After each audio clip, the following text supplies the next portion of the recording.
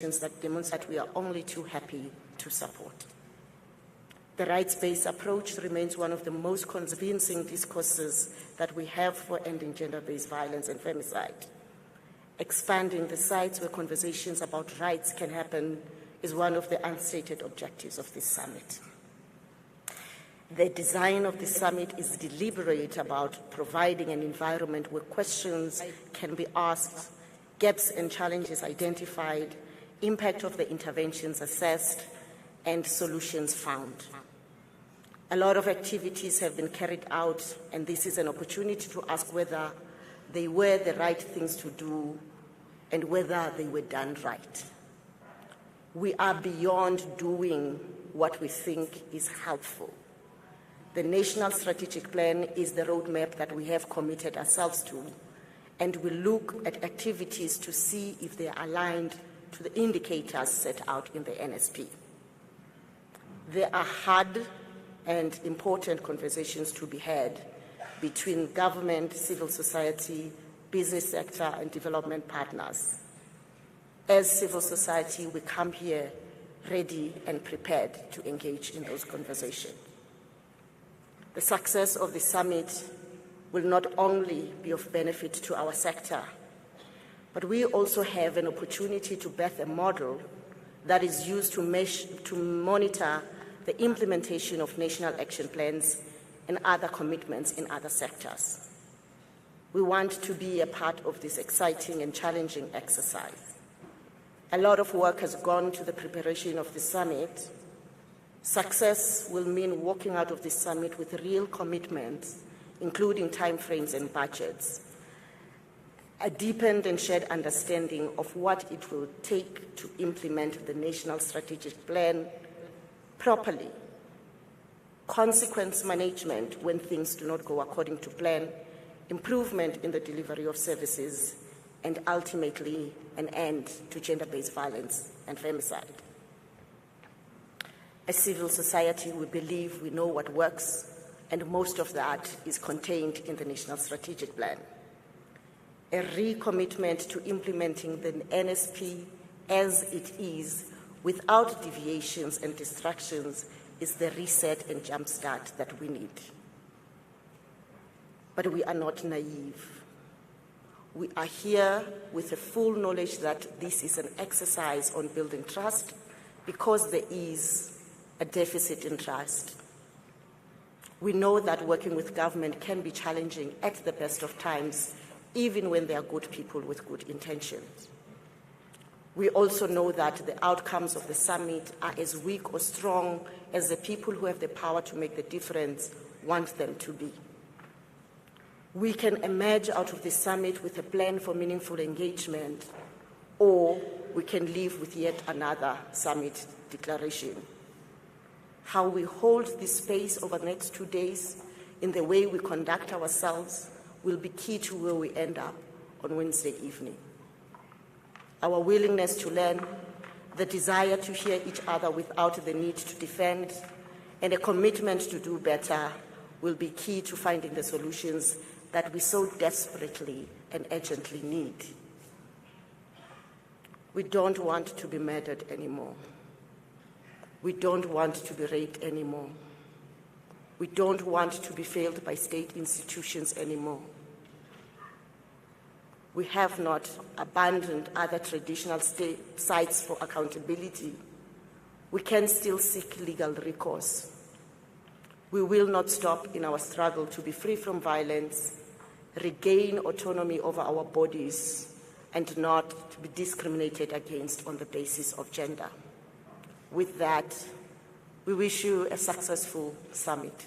Thank you.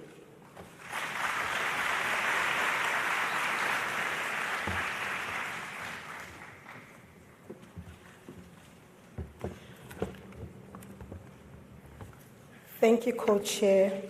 May I please have the slides on the screen, please? Thank you. I'm not seeing them down there. Okay. Sorry, I think there's a wrong one here.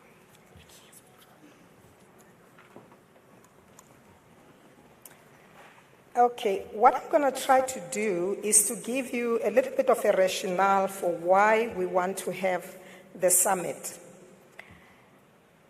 This slide is basically showing you critical information of where we come from insofar as planning this gender-based violence summit. We come a long way, starting with 2018, when we had a critical moment in our country where the women of this country stood up and said, enough is enough, we need to deal with gender-based violence. They came to the Union building. Well, let me start by saying that they started with the Parliament, they went to the judiciary, and then they went to the executive. And when they arrived in Parliament, they met with the President and gave him 24 demands that they would like to see addressed insofar as gender-based violence is concerned. And it was a very, very important moment, for the country, because it eventually led to the development of a national strategic plan on gender-based violence. But before we did that, they called in one of the demands that we should have the summit. And that summit was held in 2018, exactly the same day, the 1st and 2nd of November. Arising from that was a declaration that the President had to sign with 10 civil society organizations, and those organizations are the ones that had networks around the country to make sure that we've covered the entire country. The summit was very, very important for us because of the fact that it helped us to plan forward in terms of how to deal with gender-based violence. Subsequent to that, we managed to develop that national strategic plan. We coalesced everyone around the national strategic plan, which has helped tremendously insofar as getting everyone delivering on what it is that we wanted to deliver. So the next slide I would like to talk about is the summit itself. What is the summit all about? Well, this summit, it's really a summit that is assisting us in terms of addressing several issues that are listed in the program. Sorry about that. Let me just make sure I've got this. The summit itself assisted us quite a bit in terms of addressing the key issues that we should be dealing with. And those key issues that we're dealing with, I'm just going to go through them very briefly, that we want to demonstrate our continued high-level commitment on state accountability for the national response to gender-based violence. Secondly, we wanted to accelerate actions and accountability by key government departments and all of the stakeholders that are involved, including the civil society, the private sector, for wider collaborative engagement between all stakeholders so that we can strategize on strengthening the overall response to gender-based violence. The theme for our summit is really accountability, acceleration, and implementation now.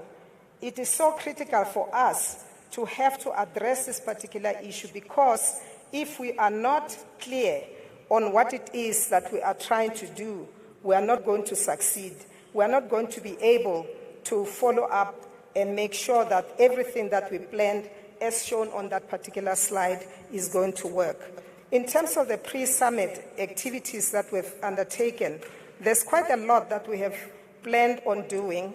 And here, it's really, we wanted to start with the provincial summit. So we went to all of the provinces, made it a point that the premiers in the provinces convened the summits. And the reason for that was to really deepen our understanding of gender-based violence in the provinces with a specific focus on key issues, the common theme, making sure they understand the common theme, understand the main obstacles to the effective implementation of the National Strategic Plan on Gender-Based Violence and Femicide, and make sure that where there is no knowledge about this content, it must be known. And we also wanted to make sure that we understood what is supposed to be achieved through all of the 6 pillars of the National Strategic Plan. Then we followed it up with the pillar dialogues. Here we had a reflection on the National Strategic Plan on gender-based violence per pillar, so that we could analyze progress that has been made, the challenges that we've experienced, and the opportunities that we should be aware of. We then went on to have the CSO, Civil Society Organization webinars, and we arranged them and facilitated them by Call to Action Collective, so that we could have a deeper engagement on the National Strategic Plan itself. We furthermore followed up with a multi-sectoral Twitter spaces. These were arranged by the Summit Communications team, who took part in the regular intervals to make sure they are communicating throughout the country. Finally, we had the Children Summit, and the children are here. I hope that you'll be able to see them when they come to speak at some point. So we had that summit on the 21st and 22nd of October, and what it did, it elevated the voices of children to ensure that their needs are actually addressed, so that we as adults do not just simply say what the children want, but the children must be able to say it, themselves. So here we are at the summit, and at this particular summit, we need to talk about the way in which we're going to work together. We're going to work together in a form of 4 areas. First of all is accountability. And here on the Accountability Summit, we want to look at the space for leaders responsible, for driving the country gender-based violence agenda, to drive it forward in line with the allocated National Strategic Plan outcomes, so that we can respond to strategic issues that are key to advancing this particular agenda, and do so in an impactful way. Secondly, we would like to look at the pillar commissions. And the pillar commissions are critical because we want to create space for all the leaders responsible for driving the gender-based violence agenda to really work hard and make sure that they are working in line with the allocated outcomes that have been agreed to, so we can respond to strategic issues that are key to advancing the gender-based violence. And the next one is really action caucuses. We'll be having these action caucuses because they are very energetic. It's an engaging space, so we can hear the voices of the marginalized groups and also try to amplify voices of key sectors so that we can all be able to move the agenda forward. And the next one is really the clinics. We'll be having clinics, which is creating space so that we can reflect very deeply on a specific problem and to come up with the firm solutions on how these are going to be resolved in a relatively short period of time.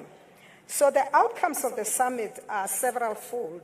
First of all, we would like to have a description of a wider and gender-based violence context be understood nationally and provincially. We would like to be able to come up with resolutions from the second presidential summit, similar to what we did in the first summit, but this time we want to be able to say what has been achieved since 2018. We want to say what are the challenges that are remaining and look at the strategies that we may have to adopt in order to address them, but address them within specified time frames. We want to really state very clearly what is it that we're going to accelerate and how we're going to amplify that so that everybody is aware of what exactly is it that we have succeeded or we are not succeeding. We want to state how resources are going to be strengthened and also stating how accountability is going to be stated. So as a way forward, we're going to have a conference resolution document, and it's going to have very specific actions and outcomes and time frames, as well as indicate who is responsible for implementing it. We will have an accountability framework, and then we'll have a reporting and monitoring, of progress. With these words, I would like to say thank you very much for giving us the opportunity to outline this.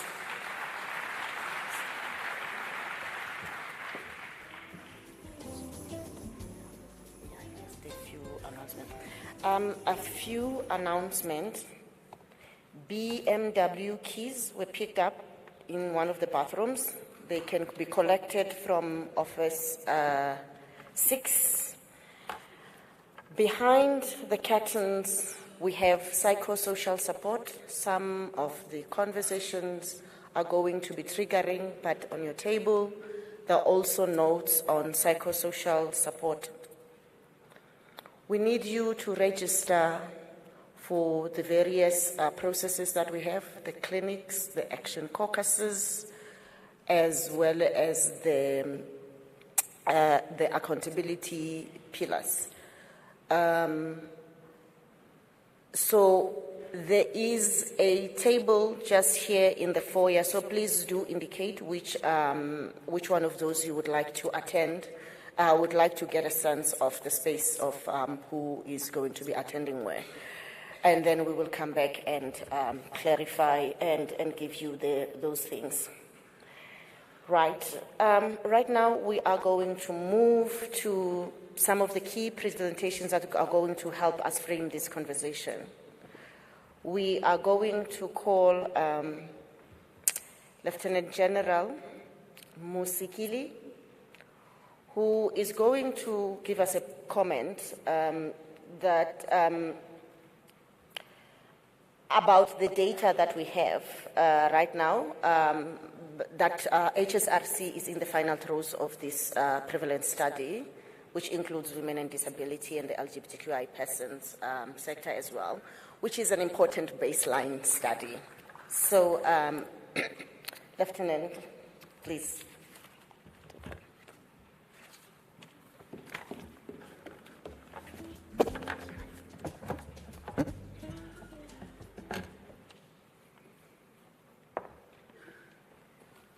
Thank you so much, Program Directors. A very good morning to the President of the Republic of South Africa, President Ramaphosa. Greetings to the ministers, the ambassadors. All protocol is observed. I am going to give the perspective of the South African Police Service in response to the gender-based violence and the progress that the department has made so far. The highlights of the presentation will include the gender-based violence-related limitations, the recorded crimes that will include selected contact crimes, sexual offenses, murder, which is GBVF-related, crimes against women and children, selected crimes of domestic violence, kidnapping, which will include rape, sexual and domestic related. We'll also see the gender-based violence desks that has been implemented from the resolutions of the first summit, the progress on the backlog that we experience over years, the progress to date, the budget that the department has committed that will include what has been spent on the GBVF nationally, the experiences by the South African Police Service, as well as the recommendations. As it was highlighted earlier, I'm not going to go through this. This is the definition that was given in the first summit, and going further to also include the GBV as defined, the general term used to capture violence that occurs as a result of a normative role expectations associated with gender, associated with the sex assigned to a person at birth, as well as the unequal power relations between the genders. This will include physical, sexual, verbal, emotional, and psychological abuse or threats of such acts or abuse and coercion. And those forms may cause harm or will cause harm or harm itself. The possibilities for the South African Police Service, I need to highlight that the reason why the possibilities is because of the counting rules that the South African Police Service is using to segregate the gender-based violence and femicides as recorded. Crimes that can be associated will include where a woman are usually victims and which are associated with power and control dynamics. That includes domestic violence and sexual offenses. That is trafficking in persons for sexual purposes, serial rape, serial murder of women, determined from the investigations.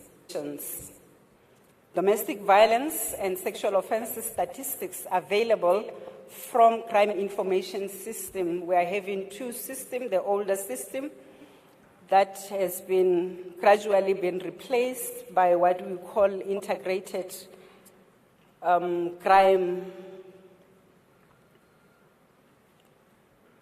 ICDMS. The limitations: not all domestic violence occurs due to unequal gender relations. Some gender incidents are motivated by greed that you will find in the space of domestic violence. This integrated data regarding gender identity and sexual orientation is not available, and the matter raises concern regarding adherence to human rights principles. Statistical presentation has looked at the previous 5 years of the recordings. The last column of this presentation that is showing the red is the percentages of the trends over the period of 5 years. As compared, it will look into the same period for the previous 5 years. The category of sexual offenses include rape, sexual assault, attempted sexual offenses, and contact sexual offenses. I must indicate or disclaimer on this slide that oftentimes when this statistics is released, it raises eyebrows that 50,000 women have been subjected to sexual offenses. This is the counting rule that has been adopted, which will be revised to have the person counting who became the victims of crime. As it appears now, the numbers that we are seeing is the number of charges, meaning where one woman will have multiple rape, it will indicate all the charges. Where women at one space will be sexually assaulted, we count the charges. So the numbers that we are seeing, it's in relation to the charges as recorded on our system, as adopted. So in 2017-18 financial year, we recorded 50,000 charges. It went up to 52,000 charges in 18-19 financial year, 53,000 in 19-20 financial year. In 2020-2021, 46,000, which is the decline. That can be attributed to the restrictions during the COVID-19. So the number of incidents that were recorded in that financial year has shown a decline, but there are periods where we were on the level 4, level 3, up to the time when we were at level 5. So the comparison, according to our counting rule, will not exclude those periods. So the decline is because of the COVID-19 restrictions in 2020. So all categories, it will show a decline. In the whole category, For the 5 financial years, we have recorded a total of 50,000 in 1819 as compared to the 52,694 charges in 2021-2022 financial years.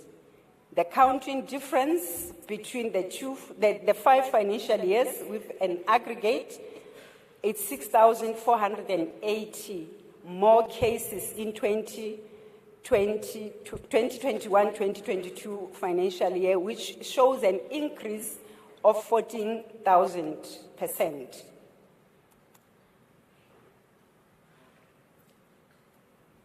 What I was explaining on the previous slide is depicted in this slide, which shows the period of April to June in 2018, April to June in 2019, up to April to June in 2022.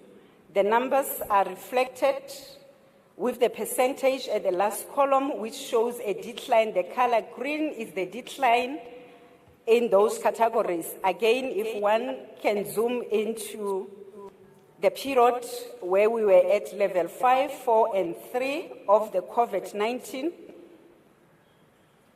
only 7,296 charges were recorded as compared to the current status and the trend over the financial years preceding 2020 financial year, and the current status, which is shown in gray, April to June in 2022, where 11,855 charges were recorded, which, if compared to 2021, the same period, is a decline of 847 charges, which is a decline of 6.7%.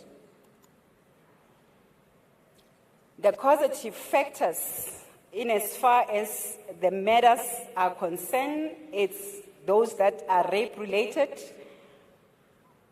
segregated per province. We have recorded 5 in Eastern Cape, 0 in Free State, 1 in Gauteng, 12 in KwaZulu-Natal, 1 in Limpopo, Mpumalanga 0 and Northwest 4, Northern Cape 0 and Western Cape, the total of 24.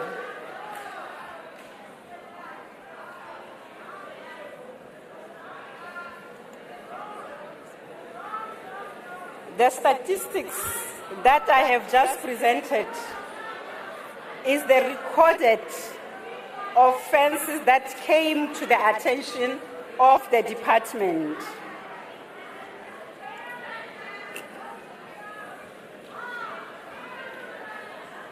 The rape trends in the 5-year period,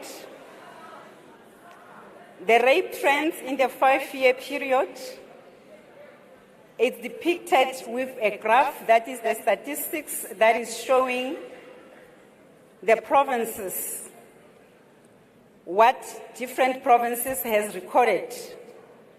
Between April and March in 2020-2021, with the counting difference that is depicted at the bottom in a percentage,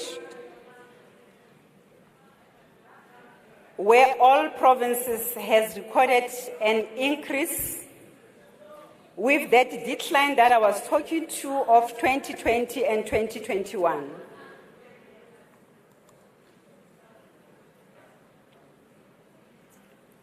The trend over the 3-month period, that is April to June 2021 and April to June in 2022, majority of the provinces are showing a decline in cases, with the exception of Northwest and Northern Cape, with 1.4% and 11% in the Northwest province.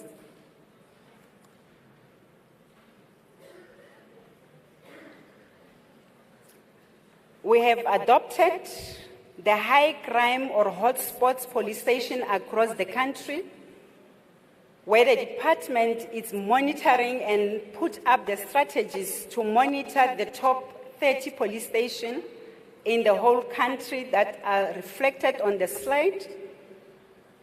The highest being Inanda, which is in KwaZulu-Natal, followed by Lusukisiki in the Eastern Cape, Deft in the Western Cape, Empangeni in the KwaZulu-Natal, Toyando in Limpopo, Plesislayar in KwaZulu-Natal, Temba in Gauteng, Haniju, Gauteng, Mankweng in Limpopo, Eshowe in KwaZulu-Natal, Umlazi in KwaZulu-Natal, Ivory Park in Gauteng, KwaDukuza in KwaZulu-Natal, Seshego in Limpopo, Mbizana, Eastern Cape, Giyani, Limpopo, Bulubeju, Limpopo, Harare, Western Cape, Guguletu, Western Cape, Buitigong in Northwest,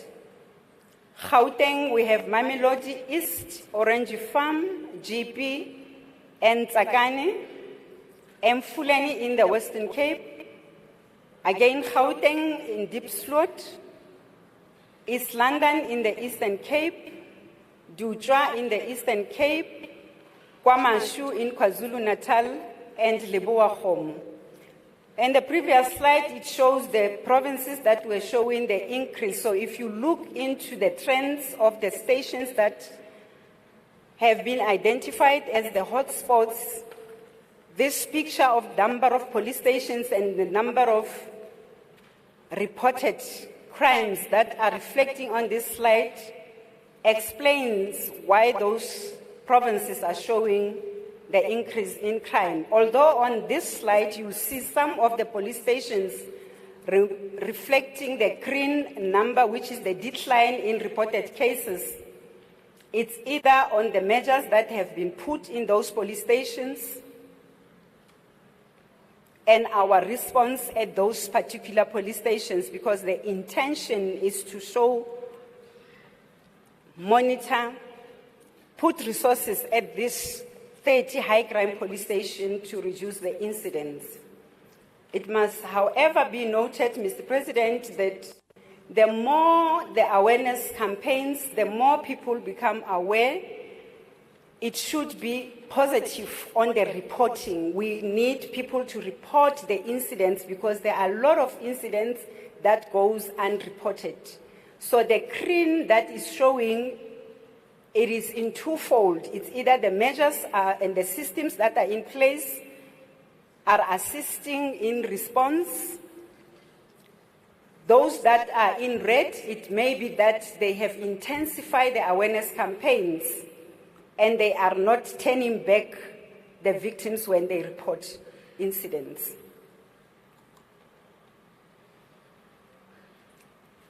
The places of occurrence as recorded from the statements that were provided by the victims or survivors of rape and the numbers of incidents per occurrence highlighted is residence of perpetrators or residence of victims. That includes residents known by victims, perpetrators, and this may be from the family, friends, or neighbors who has perpetuated this incident of rape. The numbers are very high in that space, hence the highlight, to indicate that the incidents that are coming from the known place of survivors and victims are high, to the total of 3,780. Other places like public place, mode of transport, bus, cars and taxis, we have been over the years encountered challenges where victims will be ferried in a taxi and later on becomes victims. The agricultural land, farm, plot or small holdings, educational institutions, hotels, guest house, holiday resorts, liquor outlets, prison, sea, river, lake, pool or dam, public transport premises, bus transport premises, railway,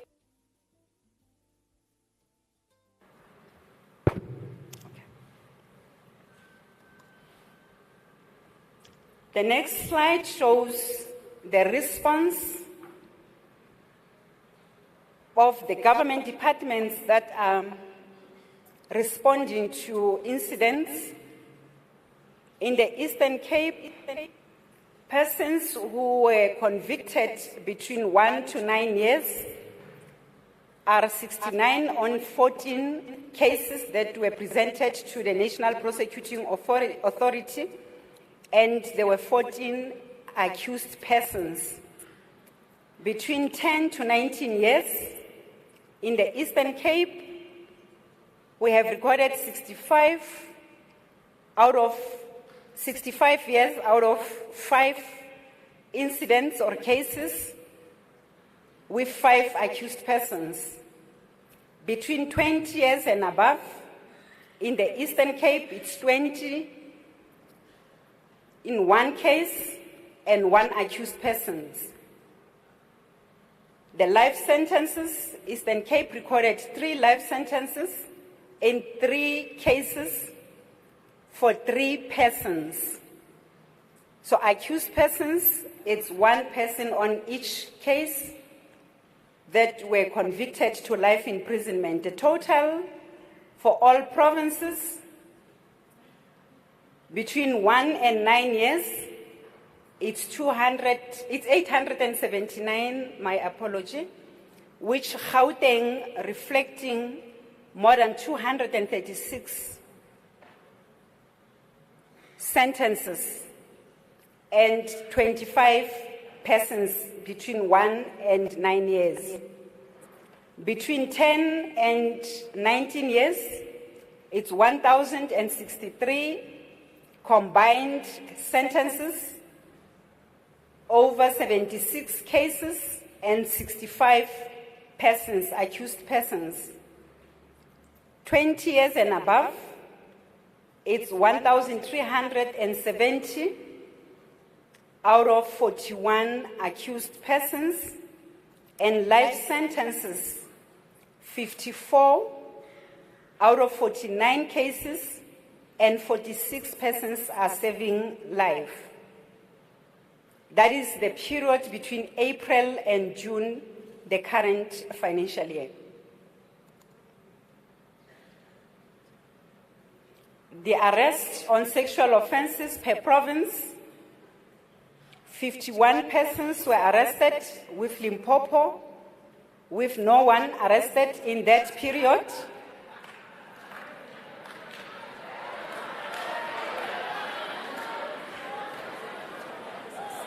And 135 cases, yes.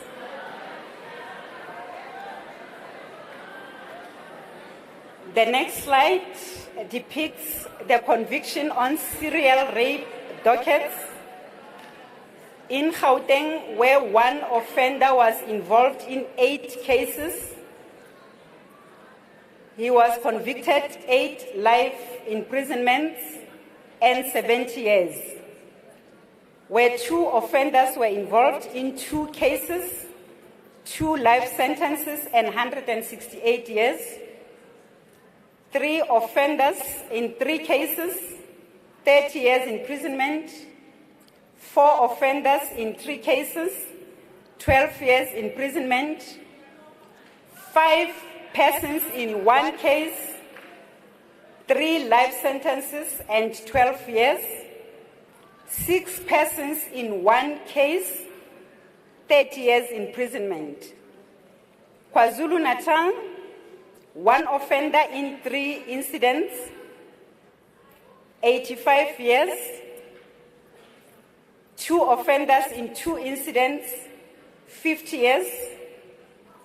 In Limpopo, 1 person in 2 incidents, 1 life plus 10 years imprisonment. Mpumalanga, 1 offender in 2 incidents, 2 life imprisonments. Northwest, 1 offender in 28 cases, 2 life and 242 years. 2 offenders in 2 cases, 2 lives and 40 years. 3 offenders in 2 cases, 60 years imprisonment. Western Cape, 1 offender in 2 cases, 45 years. 2 offenders in 2 cases, 8 years, and 3 offenders in 2 cases, it's 24 years. The convictions are already counted for in the total number of convictions finalized during April to June on the slide that is coming. And the conviction includes other crimes or offenses that occurred during the commission of these sexual offenses. Do I have time? No, it's finished. I am told that my time is limited.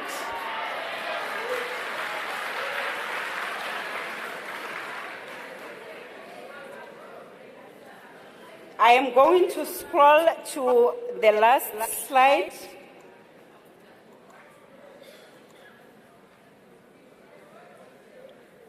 On the actions of the gender-based violence desks and the number that have been implemented so far, the current progress is that all police stations establish the GBV desk across the country.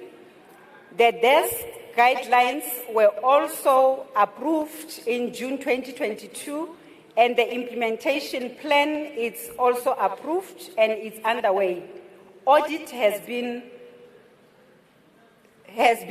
kick-started so far, and where there are no victim-friendly rooms at the police station, there are dedicated individuals that should utilize the separate space to address the victims. We have the DNA backlog that is widely communicated, which we started in the current financial year with 143,795, and to date, or at the beginning of October, we were standing at 81,291. I must indicate that the report of this backlog to date, it's 10,000 less.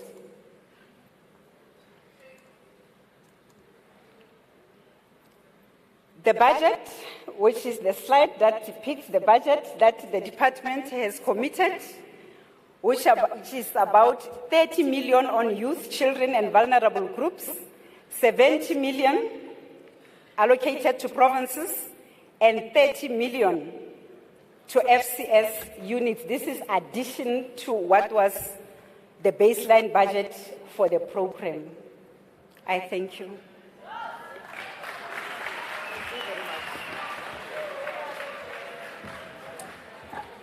Thank you very much, Lieutenant General Musikili.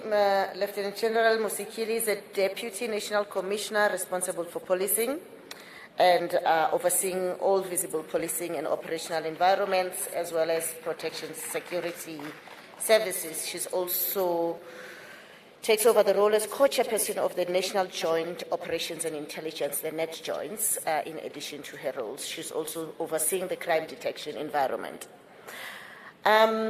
We are here for this.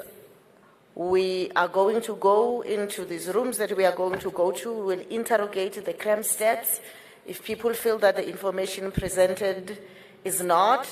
And then the police will be able to explain to us, how the crime stats, how they compile them, so that we move from the same baseline. I would like to call over Professor Naima Abrams, who is the Director of the Gender and Health Resource Unit of the South African Medical Research Council, who's worked in the area of GBV research for more than 30 years, and her research focuses on the intersections between GBVF and health. And she's led the National Femicide Research Studies in South Africa, which provide us with the statistics that 3 South African women are killed by their partners every day in South Africa. Over to you. Thank you. Okay. Right. How do I move it myself?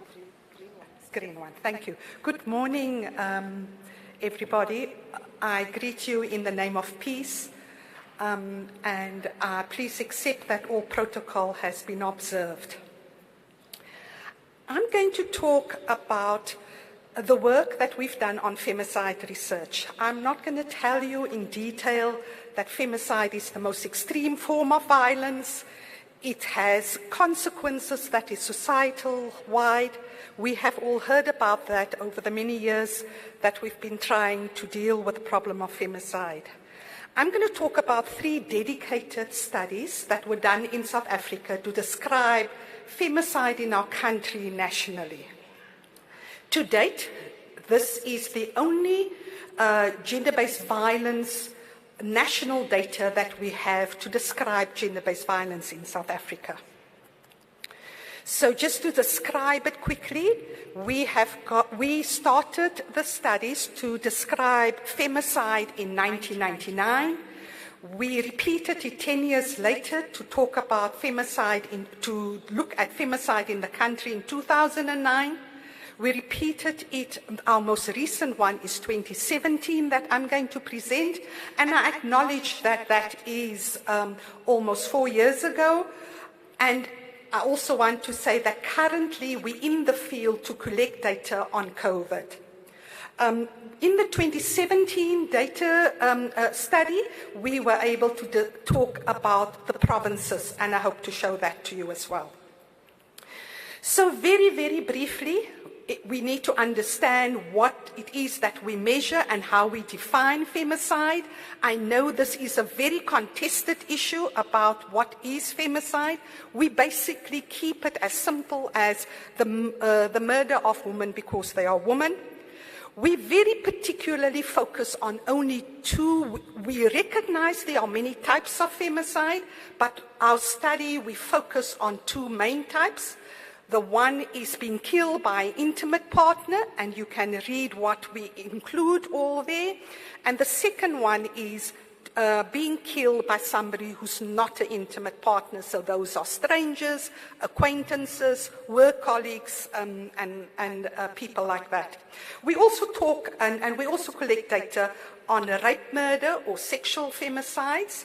And this is when there was a murder and there was evidence that sexual violence has also occurred. So, very briefly, how we do this. We have 2 phases. We start with using a sample of mortuaries. So we start with women's bodies, women that are killed. We collect the data at the mortuaries. We collect the woman's age, and we collect one very critical information, and that is the CAS number, which we take into phase 2. In phase 2, we speak to police, the investigating officer who investigated that, or who we hope have investigated that crime. And from the police interview, where data is extracted from the docket, we're able to identify whether that woman who were killed by an intimate partner or by somebody else. So please remember, it's a very intensive process, and we have to do this because our data is not linked between police, between mortuaries, and between justice systems. So I want for us to look at this flow chart very quickly. I'm going to present the 3 studies over the 3 period, and I'm presenting the numbers. However, what I want you to focus on is the yellow highlighted sections. I want us to recognize that when we go to, we have got this number of bodies. 2,407 women were killed in our country in 2017. We now go to the police. We try and find the investigation for each of that case. In 2017, there were 30% of the women killed. The police were not able we were not able to identify an investigation. We could not find a docket. It's possible that it was there, but it's misfiled. There's many reasons. That's another presentation. Also then, the second set is that once we get to the police, and now we do the interview, and we ask them, do you know who's the perpetrator? Again, sorry, this is the perpetrator. 30% of perpetrators not known. But the first one was 15% of the cases a docket, we could not find a docket. So I want you to remember that as we go into our commissions, because there's a huge area of work that we need to do in terms of improving access to data when we have to describe femicide in our country. Okay, so this is the figures across the 3 years. I've got 3 clusters of bars. The first cluster, we look at 99. The second is 2009, and the last one is 2017. There's actually a good story here. Can you see the decline in 99 from 3,793 women murdered in our country? And in 2009, we see a decrease to 2,300. We see a very similar level. So the dark green is all women killed. Let's go to the second bar. The second bar is intimate partner femicide, women killed by their partners. Again, we saw 1,500 in 99. We saw a decrease in 2009, and we saw a further decrease in 2017. Now remember, these are absolute numbers. The very last light green bar refers to women killed by non-intimate perpetrators. So one of the main messages here, other than that we see that there is a decline from 99, but we also see that actually the caseload with police hasn't increased. Police over these years, actually from 2009 until 2017, were investigating around about the same amount of murder cases. So the caseloads had not. So what we hope to see is that they have improved in the way they do investigations. So again, I want you to remember these are absolute numbers, and usually this is not the best way to really look at decline and changes.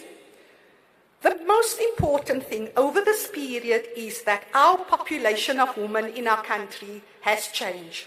The size of the population of women 14 years and older has increased by 36%.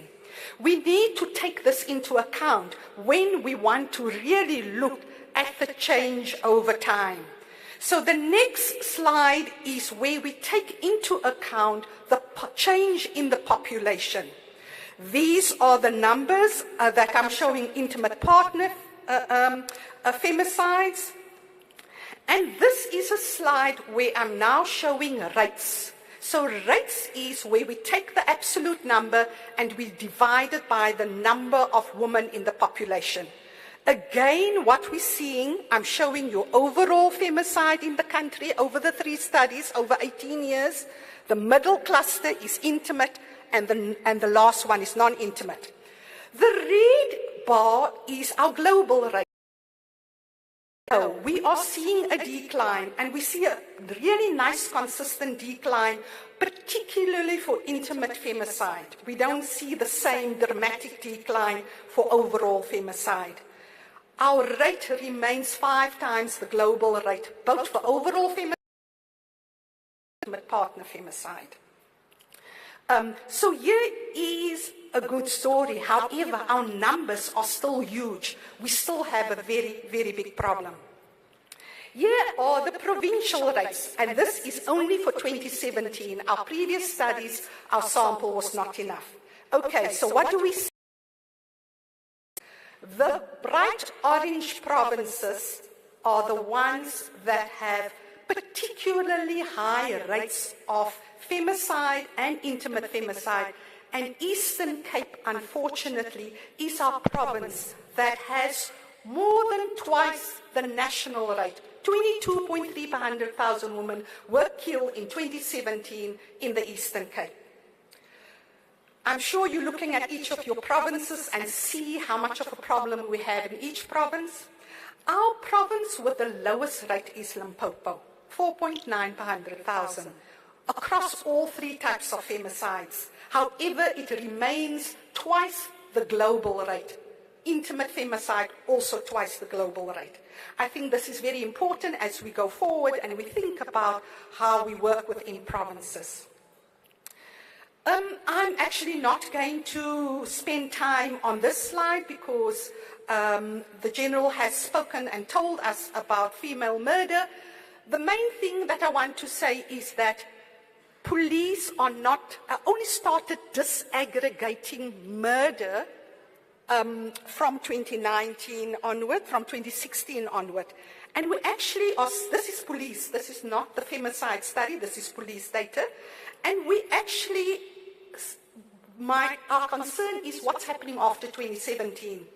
And we are getting anecdotal evidence that there's an increase in the murder of women after 2017.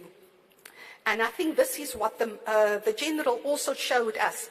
Here we're talking about the first quarter, April, May and June, SAPS data comparing 2021 with 2022, so literally a few months ago. And here we see, on the left, we see adult women, a 53% increase in murder of adult women. So I don't know whether these are intimate or non-intimate.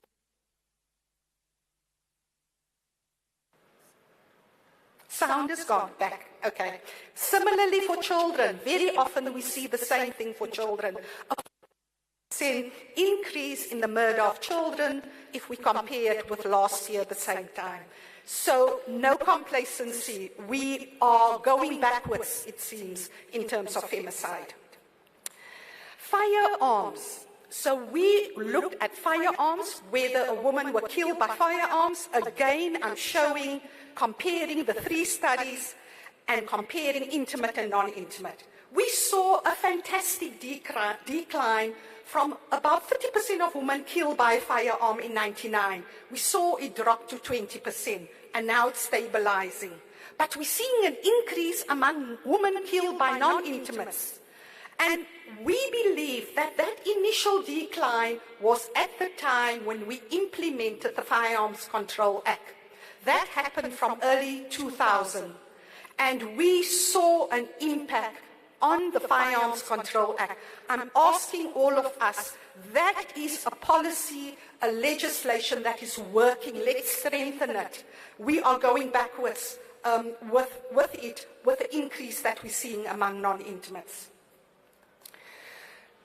So, when this is now talking only about the woman killed by intimate partners, we ask the police, do you know whether there was a history of intimate partner violence in this woman that were killed by her partner? And we see that it used to be around about 30% in the first two studies, and it's declined. Only 28% of the police who were able to tell us that this intimate part, where we know the partner was intimate, did they have in their docket that the woman had, there was a previous intimate partner violence case against the perpetrator. That's a missed opportunity. We should have been able to save that woman. Convictions is the next set of bars. And here we see convictions has also changed. We see in 99, and here I'm comparing intimate and non-intimate, we actually see a decrease in conviction in 2009, and now we are seeing an increase. Again, there is maybe a better story. In 2017, we are seeing better convictions. We expect it because they're not dealing with more cases, are they? So, basically, in our country, intimate partner violence is the lead cause of women being killed in our country. At the moment, 52% of the women killed in our country is killed by intimate partner. Here, I'm looking at provinces, and I'm looking at where whether women are killed by intimate partner and non-intimate partner. I want you just to focus in on Northern Cape.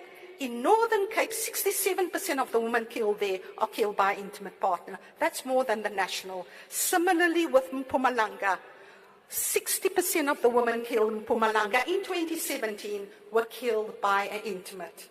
Again, this is very important for us to know in terms of how to deal and how to work within provinces. So in conclusion, just before I'm going to talk about the prevention strategy, I want to say, even though we have seen a decline over 18 years, 3 women are still killed in our country. 1,024 women were killed by a partner, and that were known by police in 2017. We have made some progress over the 18 years. We have seen how gun control has helped and decrease the violence by firearms. We need to continue to do that. I think what we are showing is femicide is preventable. The action by the people in this room, policymakers, advocates, all the programmers, the work that you are doing are making an impact on femicide. There's some evidence that we're regressing, and so we really can't stop. We need to continue to do so that we can continue to see a decline in femicide. We've also seen that this method, this study of watching femicide over time, is a really useful tool for monitoring. The last couple of slides, I just want to talk about the development of a national integrated femicide prevention strategy that were done by us at the MRC. This strategy is meant to be integrated into the NSP. We've been waiting for a year, so I'm making a call that the strategy be accepted, please, by Cabinet so that it can be integrated. We've been waiting for a year for the strategy to go onto the table. So I hope that after today that will happen. So I'm not going to tell you a lot about the strategy because the document is available, but number one is we have a clearly definition of what is femicide. I'm not going to read it out, but you can see that we're talking about it. We're talking about it broadly. We decided to go broad but also to acknowledge and to recognize that there are different types of femicide. And here I'm just giving one example, that if a transgender person gets killed, that person and raped, that person is a femicide of a transgender person. It's a femicide of sexual violence, a non-partner form of femicide. And that is recognized in the strategy, that we recognize all forms. Finally, I'm not going to read this out, but these are the 5 strategic objectives. We made it very simple. We made it to do within 5 years. And the main thing, I'm not going to read it out, is for us to really strengthen our capacity to prevent femicide, and that is by working across all the systems in the country. I think that is the end. I just want to acknowledge that behind each and every number, every woman, there is a person that were killed and that died, and there's a family that are suffering the consequences. Thank you very much. So much. Give her a round of applause again for bringing evidence.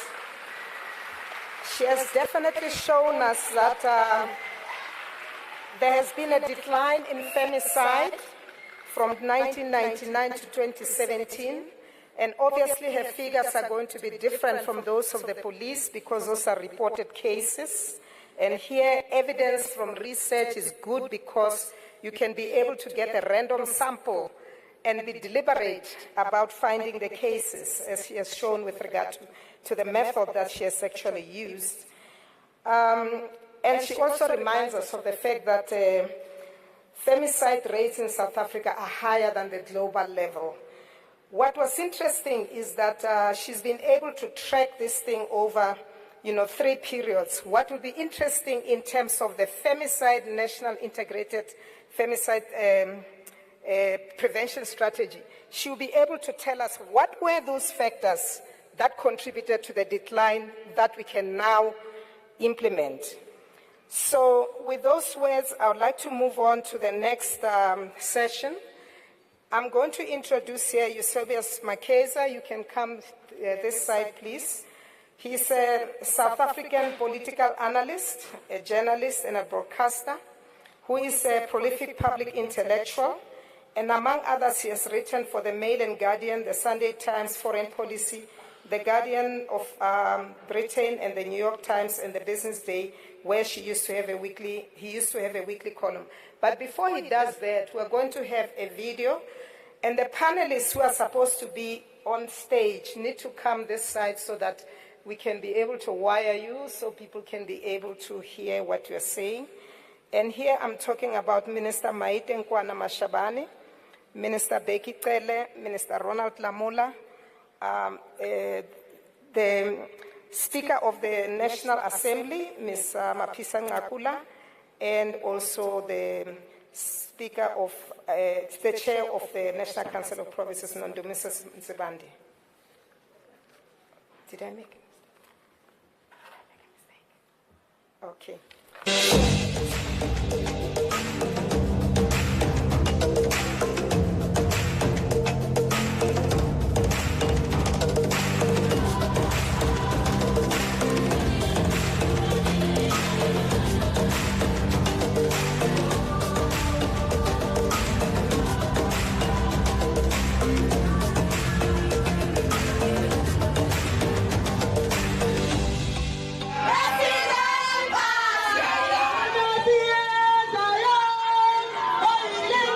Representing here, we as female is standing up for our rights.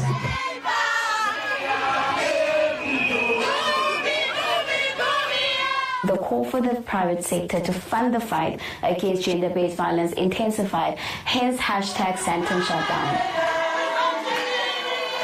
The 1st of August was a protest around the country, marches that highlighted the scale of violence. We marched on the union buildings, we marched on Parliament in Cape Town, we marched on Supreme Court of Appeal in Bloemfontein. We have listened very carefully to the 24 demands that were put forward in August, and a number of those, the steering committee, as has been led by Dr. Olive Chisana in my office, is looking very closely at how best we can address and fulfill those. Those 24 demands form the basis of the discussions that we had at the summit. And consequently, we had a national strategic plan that had 6 pillars. The National House will continue to engage and collaborate with the department on fighting GBVF in our country. The GBVF Response Fund 1 was born out of the urgent need to curb the twin pandemic to COVID, that is gender-based violence and femicide.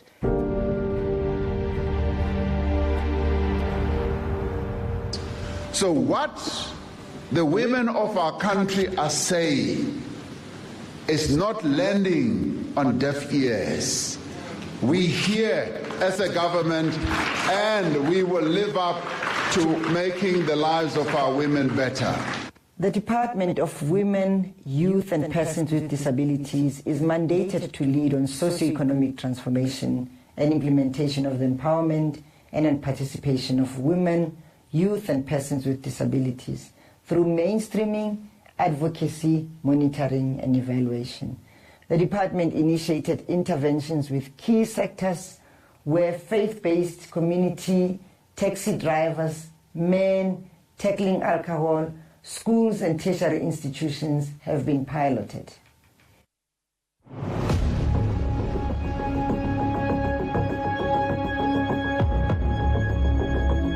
It is our collective problem, men and women, all of us as South Africans, and it requires multifaceted and society-wide responses.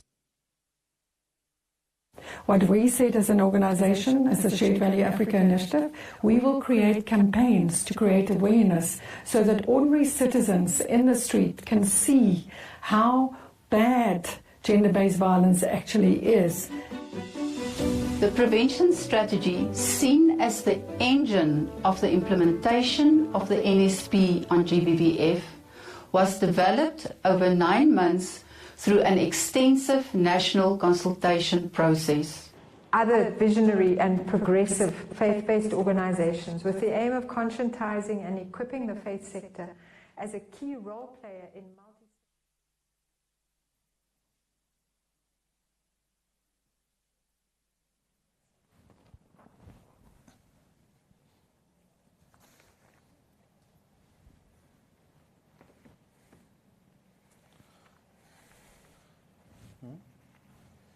Where?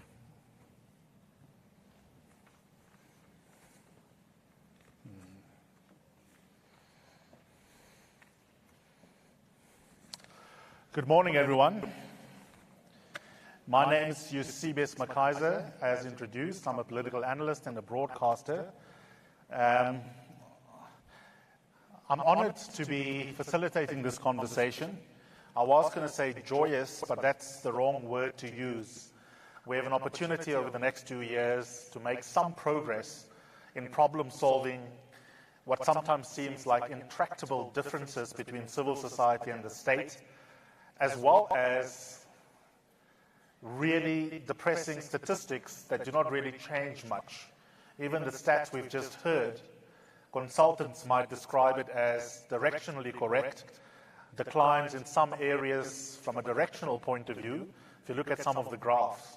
But one rape, one femicide is one too many, and South Africa remains, sadly, one of the most violent countries outside of a war zone, and that is the accountability we want to focus on. The session over the next hour or so, in one sense, is very simple, in another not. The dominant theme, one of the 3 A's that have gathered us here, is accountability. And accountability is fundamentally what the conversation with each of my panel members will be about. I'm going to introduce them presently. The idea is to find out what has happened since the last time there was a gathering, there was a commitment to certain goals having to be realized, and then obviously to chart a way forward to make sure that we do better. I don't think anyone can rationally describe South Africa as a country for women or girls in particular, and many other categories of vulnerable peoples. And the real success criterion for me of this summit is whether we make headway in reducing the chances of that kind of description about South Africa one day no longer applying. But as we meet here, I think we all know that this remains a country that is not a country in which women, children, and many others who are vulnerable can walk around safely. My panel member consists of a number of ministers. The Minister of Women, Youth, Persons with Disability, Minister Maite Nkwana Mashabane, the Minister of Police, Minister Becky Cele, the Minister of Justice, Ronald Lamola, as well as the Speaker of the National Assembly, very important as well, Ms. Mapisa Makula, and we also have a civil society representative in Ms. Nondumiso Nsibande. Can we please welcome them to this conversation?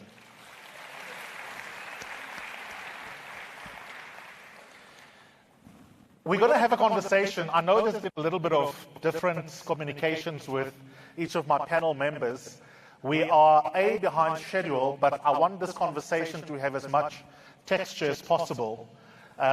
So I'm going to ask the ministers in particular, even if you have been miscommunicated with, to keep the speeches to a minimum, and let's rather have a conversation around some of the substantive issues. I will ask some prompt questions, and then at some point we have roving mics. I will come to the floor so that you have an opportunity to either make a statement or to ask a direct question. You are the experts, not me, but I'm going to kickstart the process with a couple of questions that I think are important. And maybe the first question I can ask is to you, Minister Nkwana Mashabane, and perhaps give you an opportunity to tell us what you are proud of, if anything. When I look at those stats as a South African that we've just heard, it seems to me a good case for being depressed and to try and buy a ticket to another country if you can afford it. And so it raises the question, if you are part of this government, what would be 3 or 4 things that are indisputable that 1,500 activists could not disagree with are achievements in making headways to eliminate GBVF? Minister.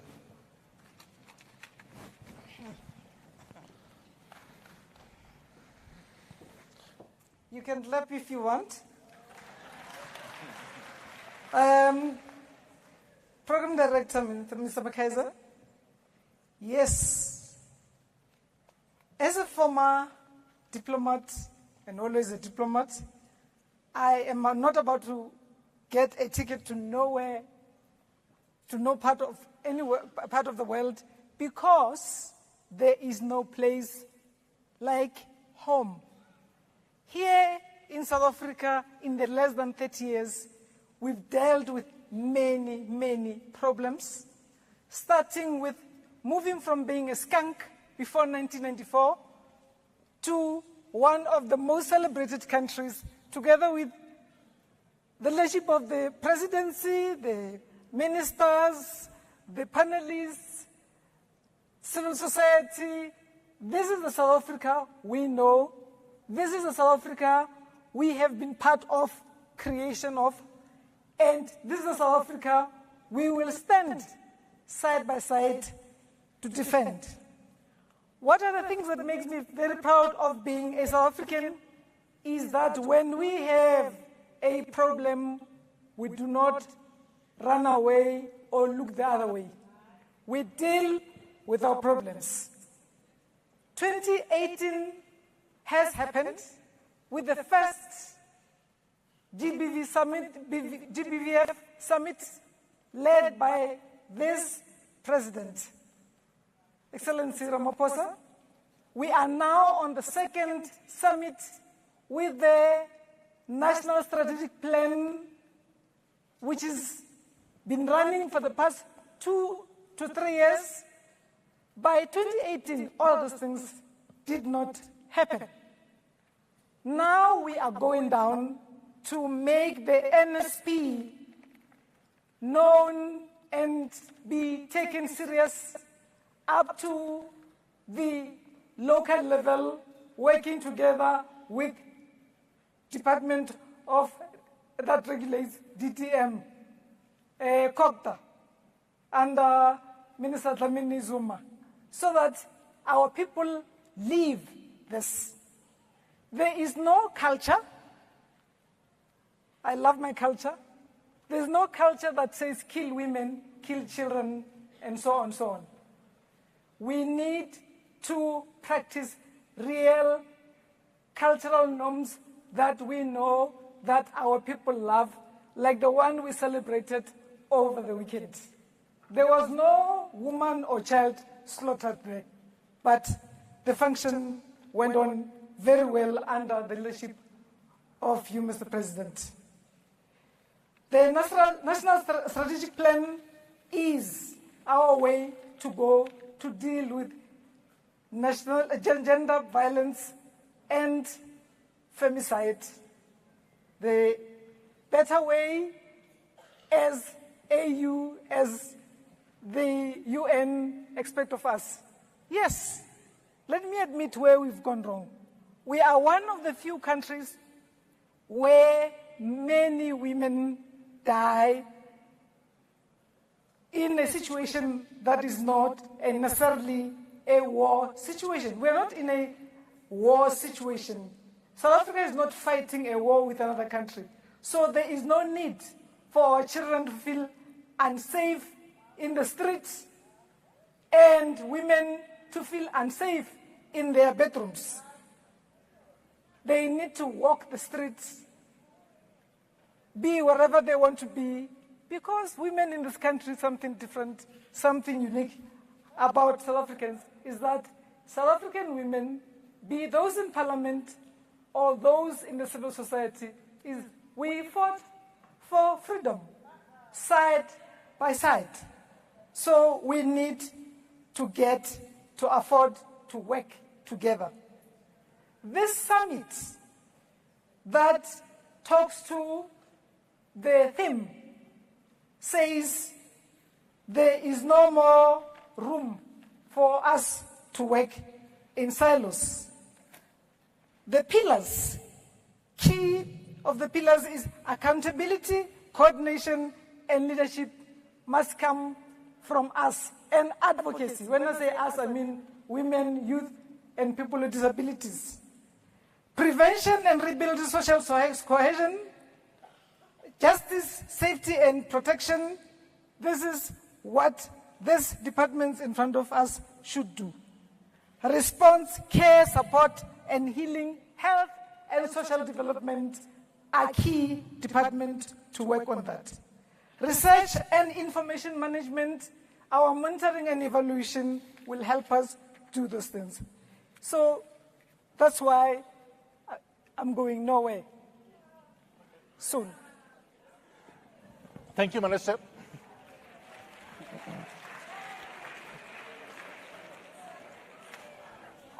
I'll give you a chance to engage, don't worry.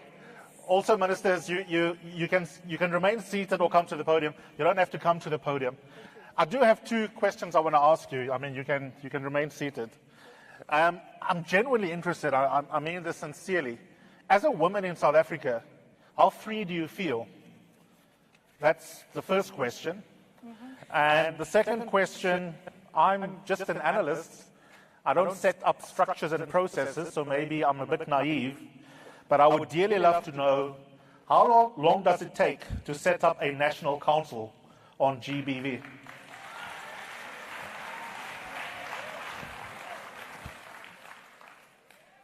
As a South African woman, a mother, I know that many women and many young women and children feel unsafe because Minister of Police will tell us more about the gun law. What has gone wrong with how we regulate who owns and who doesn't? Where is the GBVF Council? We have traversed this route together, meaning as governments and civil society.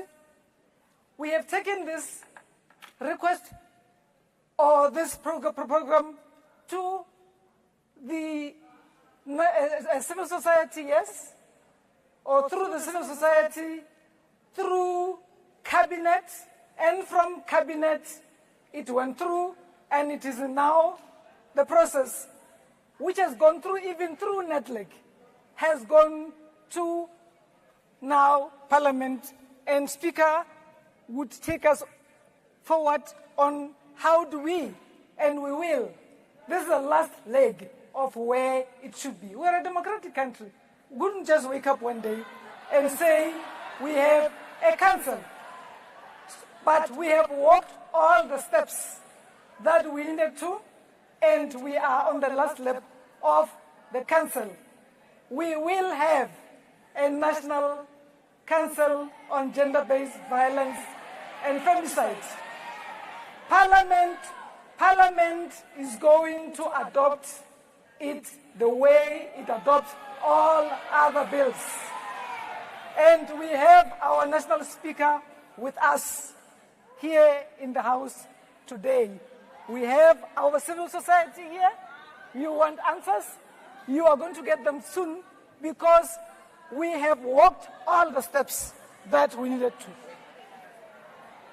We hope before the end of this financial year. Okay. Thanks, Minister. Okay, there was a bit of noise, but the Minister's last answer, so you've got a date, is by the end of this financial year. It's okay. Thanks, Minister.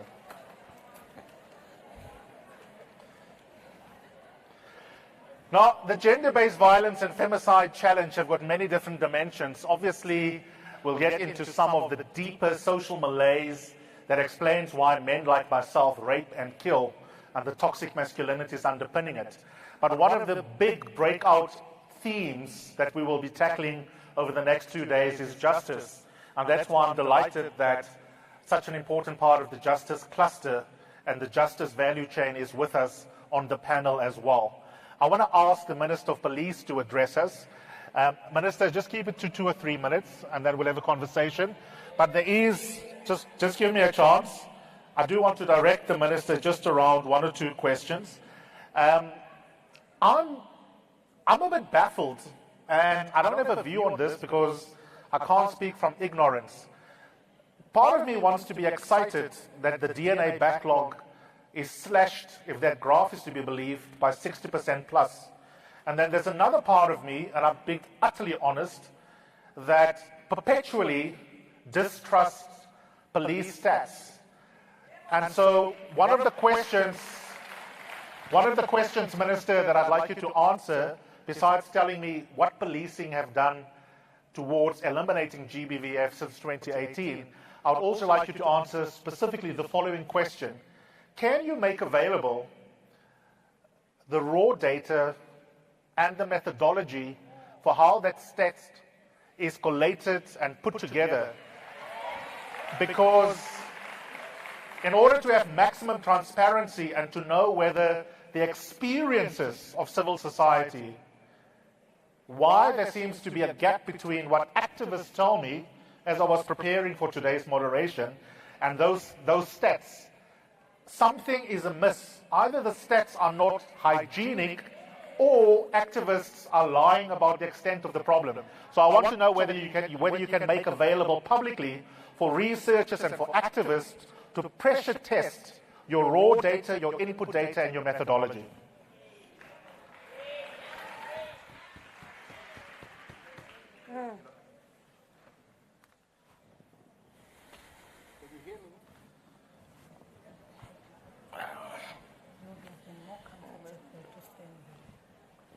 You'll have to use the podium, Minister. Can you hear me?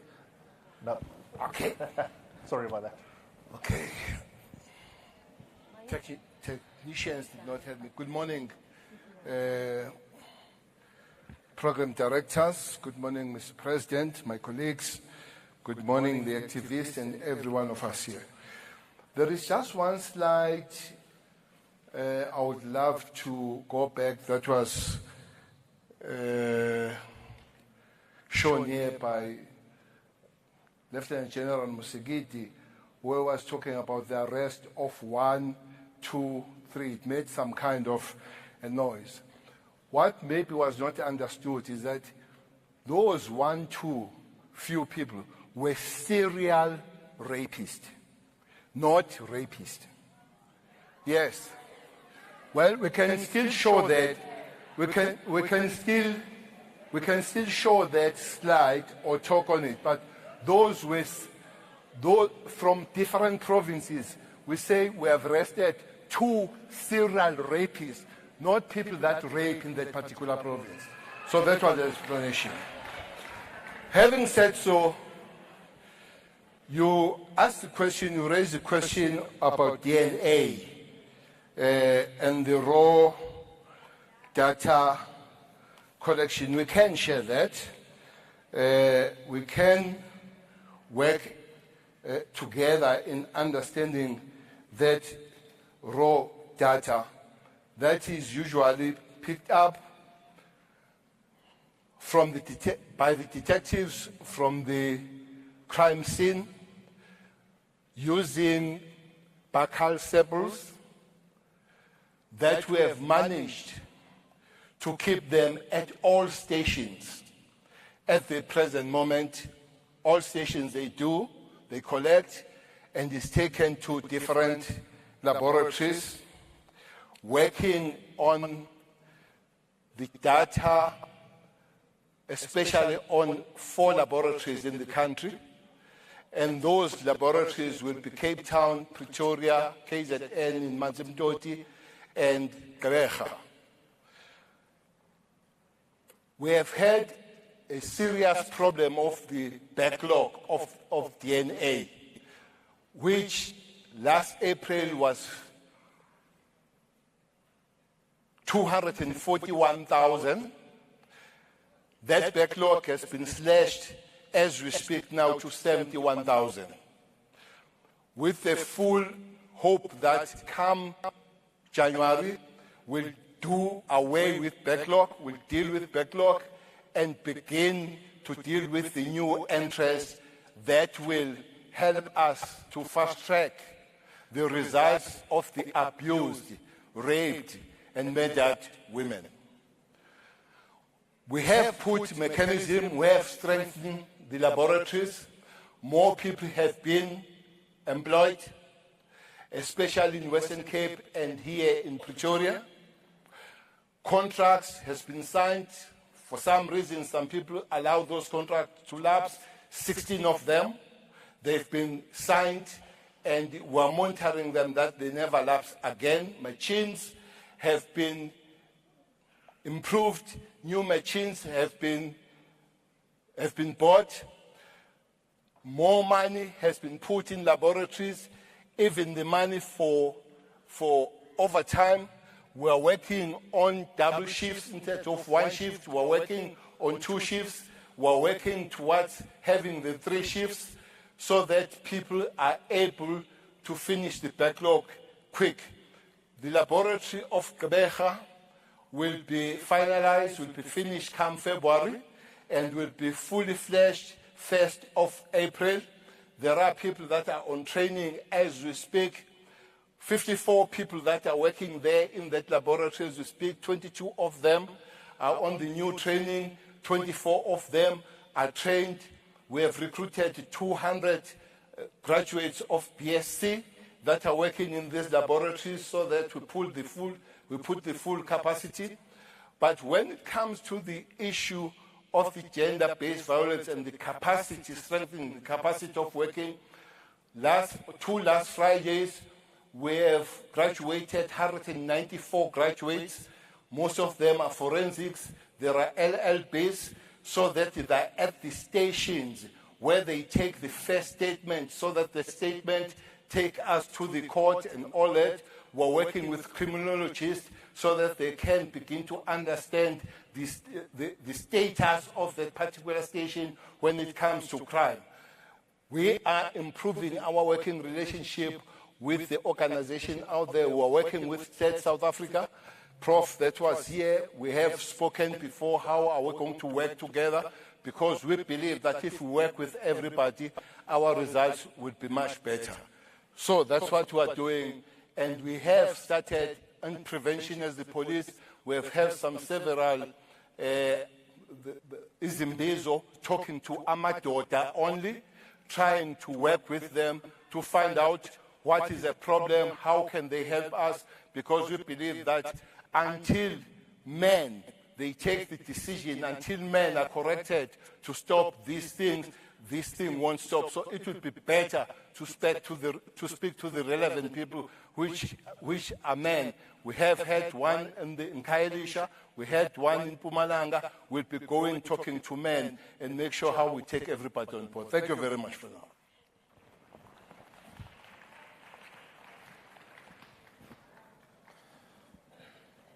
Thank you, Minister. I've got a few more questions, but I'll come back to them in our discussion. I want to give the other panelists an opportunity as well. Minister Lamola, we have, pun intended, criminally low conviction rates in the country. And when we interrogate where the bottlenecks are, as analysts, as activists, there's often a ping-pong match between policing and the court system. The courts, obviously, prosecutors can only work with what is in front of them. But despite that, we also know that there are other problems that are specific to the justice cluster, such as women finding themselves experiencing secondary forms of victimization, harms being reinscribed as a result of the entire justice system not being survivor-focused and survivor-centric.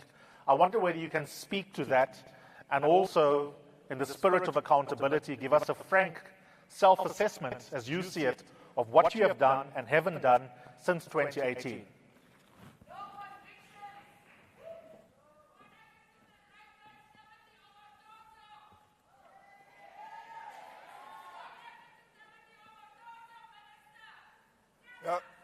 Thank you very much, Program Director and the President of the Republic of South Africa.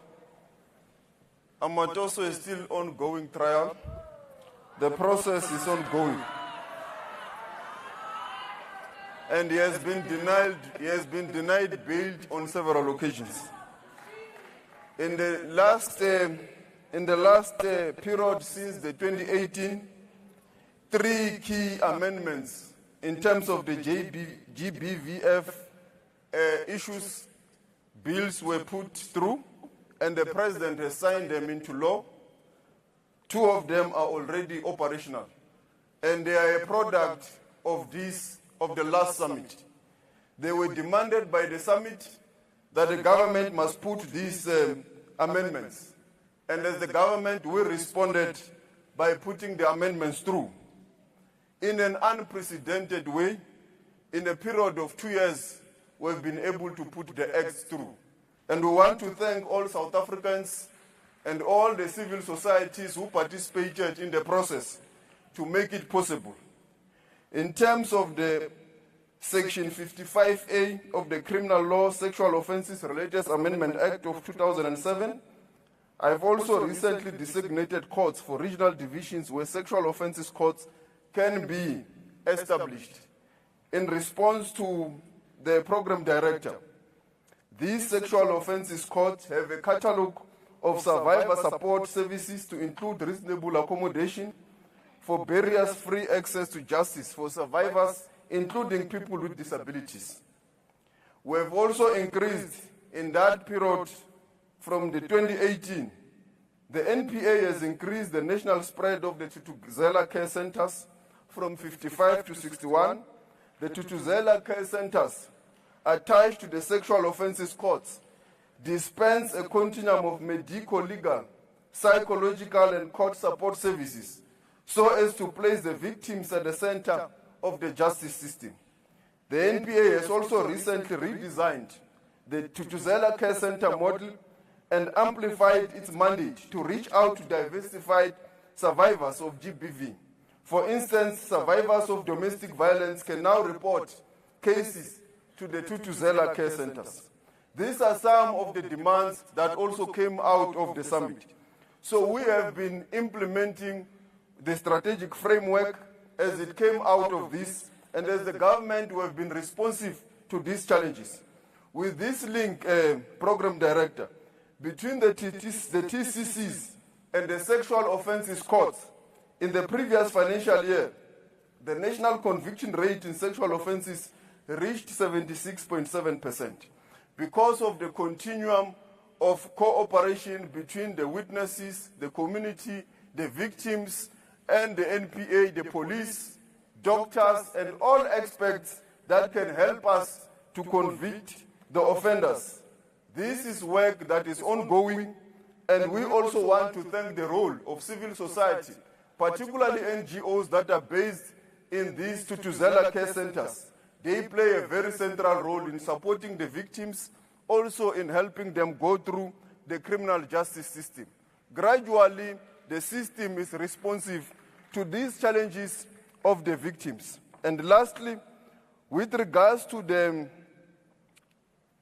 laws that we had to put in place, firstly, it was the Criminal and Related Matters Amendment Act 2021, came into operation on the 5th of August 2022.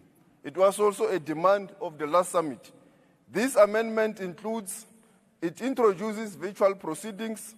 It permits witnesses, whether inside or outside the country, to testify through audio-visual link. It may now be possible to prevent unreasonable delays, secondary victimization, and also save cost and time. The second amendment relates to the Domestic Violence Amendment Act, also of 2021. It's also a product of the last summit. It also seeks to increase accessibility to justice services and also as soon as it becomes operational. As we speak today, we have a pilot court in Durban, the Durban port, which is a model court that we expect to replicate across the country, where you can apply for a domestic Violence Amendment Form Order virtually, where you can access various virtual services through the digitized platforms, which were enabled by this amendment of the Domestic Violence Amendment Act.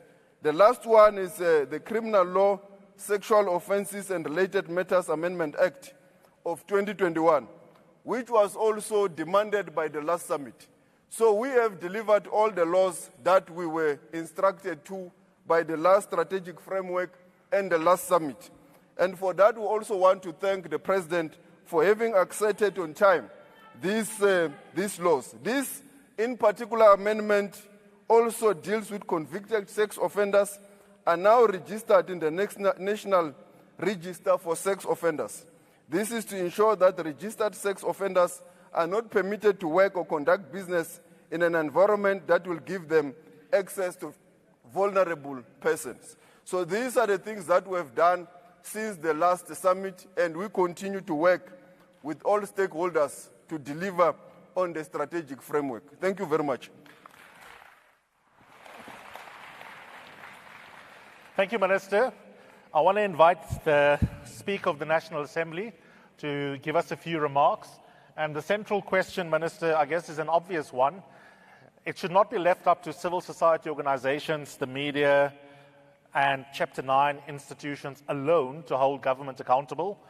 Besides passing laws, the fundamental reason why MPs exist is to hold your counterparts in cabinet responsible, and that's a crucial part of your constitutional mandate. I hope that in 2-3 minutes you speak to us before we have a more dynamic conversation. You can bring us up to date and tell us what Parliament is doing to make sure that we get some traction in achieving the National Strategic Plan.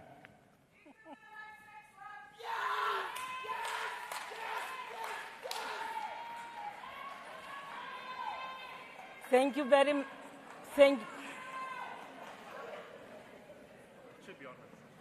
Thank you very much, Program Director. You gave me 2 minutes. I want to start by saying to all of us that one of the things which we should really recognize and appreciate is the fact that the Parliament of the Republic of South Africa is a people's parliament. I'm saying this is a people's parliament because we started by passing a constitution which was informed, amongst others, by a Charter for Women's Rights, which was a process that was embarked upon by the women of South Africa to put forward what they want to see in the Constitution of the Republic of South Africa. We also have a Bill of Rights, which also encompasses the rights of women, which are recognized as human rights. Not only that, I think number 11 of that Bill of Rights talks to the right to life. And therefore, as women, we do have a right to live. Chairperson, allow me to say this, that I think that with everything which has been said earlier on, and having listened to the speakers about the incidents of gender-based violence, the statistics thereof, but also incidents of femicide and the numbers and what we see in the provinces, it is therefore even more important for us that we gather in this forum and engage one another so that there is no misunderstanding about what it is that we need to do. I do want to say, Program Director, that I said South Africa has a people's parliament. We've had women's parliaments, which are organized by Parliament itself, particularly the office of the Deputy Chair of the NCOP. We've had a review of the Women's Charter, which was led by Parliament. We've had the Women's and Men's Parliament, led by the Deputy Speaker of the Assembly. We've also had a Children's Parliament. So I really believe that interaction and collaboration with public service is one area that we're trying very hard, we're striving to do. Now, the pieces of legislation mentioned earlier on by Minister Lamula, obviously those pieces of legislation are generated from government departments, and civil society makes its input through public, public comments, and then finally they are passed by Parliament. And therefore, our responsibility, having passed all of the laws that you have referred to, having made reference to some of the things which are happening, our responsibility is to ensure that there is accountability, that there is monitoring, and that there is action. And of course, one way of ensuring that there's accountability, it is to ensure that members of the executive are invited to Parliament. Members of Parliament also reach out to members of the executive through the government departments and monitor whether decisions, amongst others, which are taken here at this forum are in fact implemented. I know that we may not necessarily be satisfied and happy about some of the decisions, with all decisions taken in 2018, but certainly a lot of the laws which have been passed, which were mentioned by Minister Lamula, were as a result of that interaction between government and civil society, and therefore the needs of our civil society. Allow me to stop there, Chairperson. Safe to say, and I want to say this, please allow me. One of the areas we seem to be, all of us, we're not talking about, and I get a sense that we tend to avoid it. I've had an opportunity of working in a correctional services environment, and I can attest to the fact that a number of women who are serving long sentences, such as life and 15+ years, are women who are there because, firstly, they were subjected to abuse by their partners, and they've had at some point to find a way of retaliating. Number two, some of the women you'll find, yes, I do agree that with what the program director said earlier on, that General Sikalili, that in some instances it is great, but can I just say this, Chairperson, and I think we must engage on this thing both as men and women. Scores of women who are serving life in our correctional facilities, who are inmates, are women who have been subjected to gender-based violence. Some of them are in there because at some point they've had to retaliate, they've had to fight for themselves, and unfortunately it ends up with a death or somebody on the floor, and when that happens, the woman is given a trial, is put on trial, and of course you are sentenced to a long term, because our laws determine that we should not take law into our hands. But you know what? If we are not acting timeously, and if we are not acting speedily, in a manner such that the woman, as she walks out of a police station or as she walks out of a court where the victim appeared, if we don't do that, then you are going to find more women filling in those facilities, serving time for fighting for themselves. Thank you very much. Thank you, Speaker. Thank you, Speaker.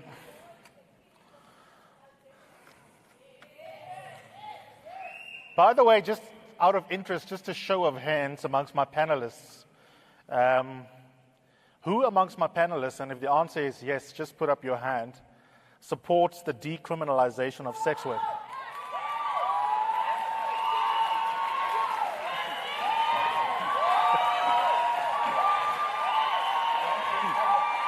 I'm just curious.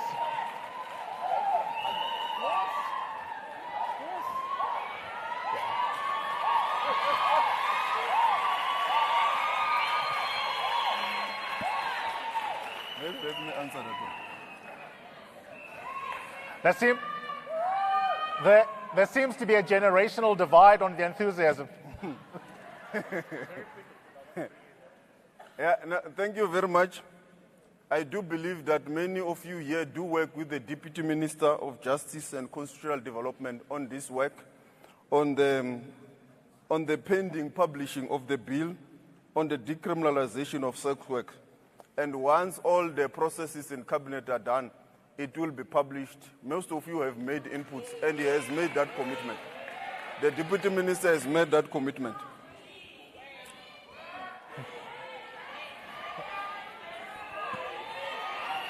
Yeah, it will be done. It will be done before the end of the year or early next year.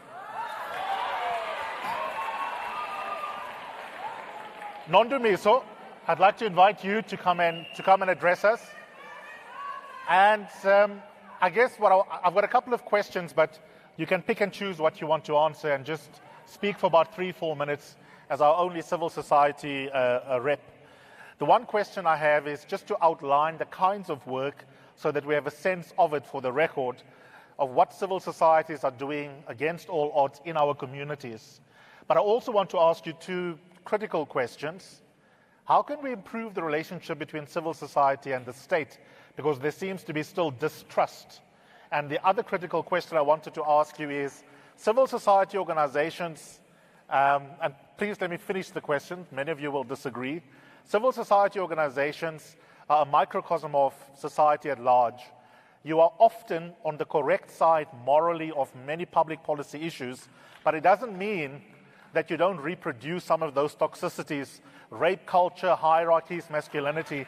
Is there work that civil society organizations also need to do, because you can simultaneously skewer the state and also be honest about the ways in which civil society organizations themselves still have a lot to do to be safer spaces?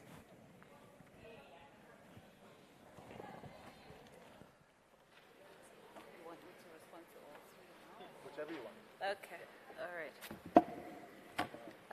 Thank you very much, Eusebius, and all protocol observed. I'm not sure if this is a bit high. Can I move it down?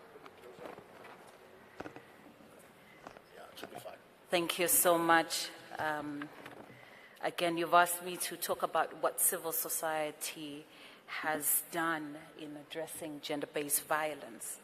And I think in order for us to do that, I need to contextualize this. So allow me a moment to do that.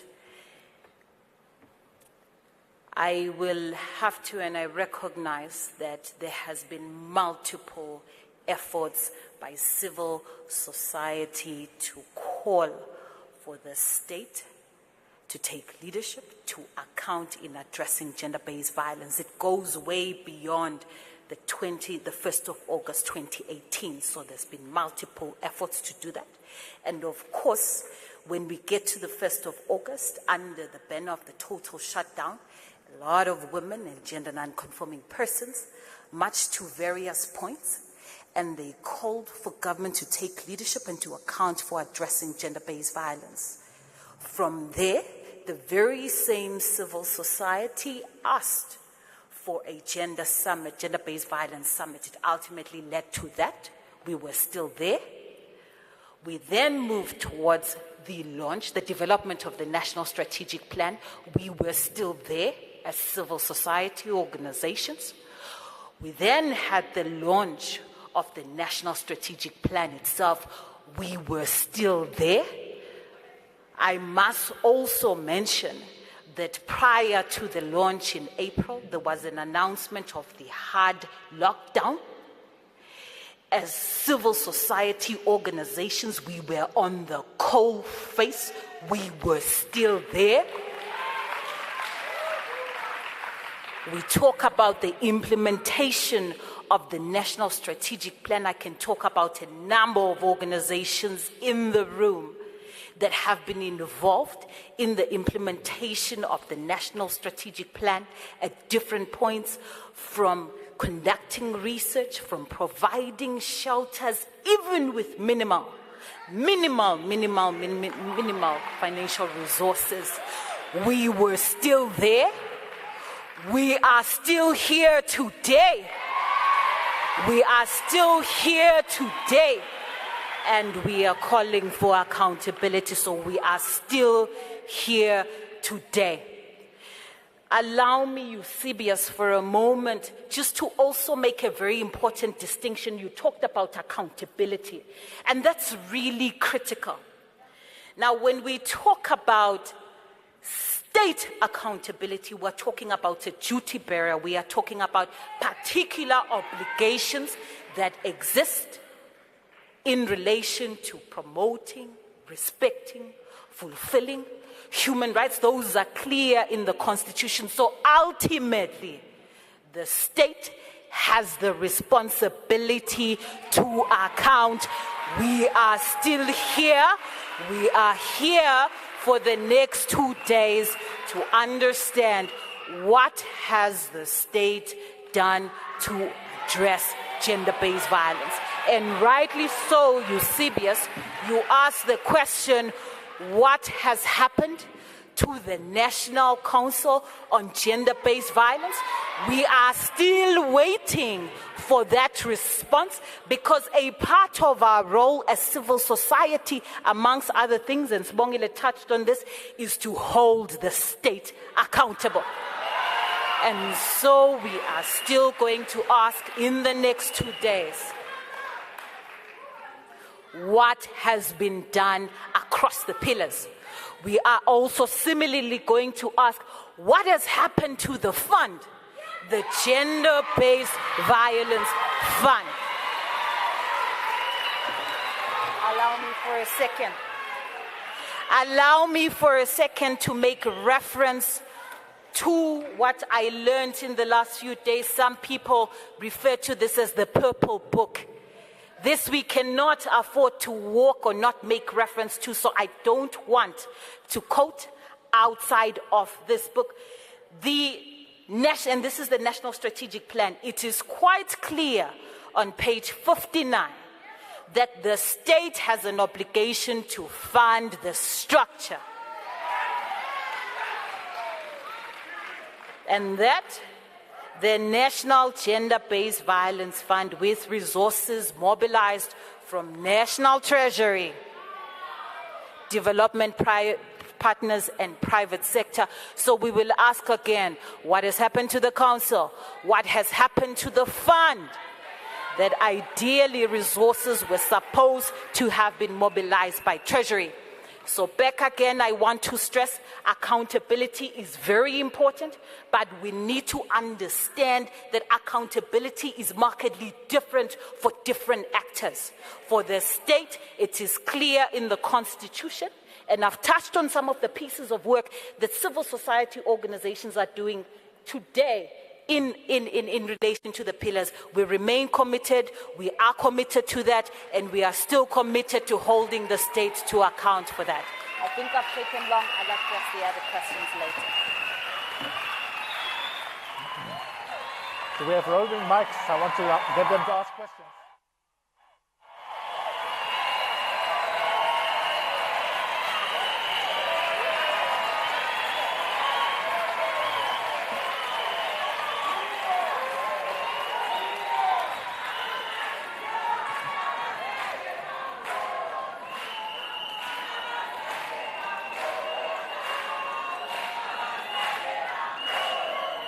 Thanks, everyone. I'm going to ask the technical team whether we can get some roving mics around. I'm looking at the clock, we started late, so I've got the horrible job of needing to be efficient so that we can have both accountability but also not rob you of the subsequent sessions, including the presidential address. So I'm going to ask you to be un-South African and keep it pithy. Get straight to the point, no prefacing before you ask your question. And so if we can get that ready, that would be fantastic. While we're getting the mics ready or set them up, I will ask Minister Nkwana Mashabane just to respond to specifically this question. Come on, guys. Hold on.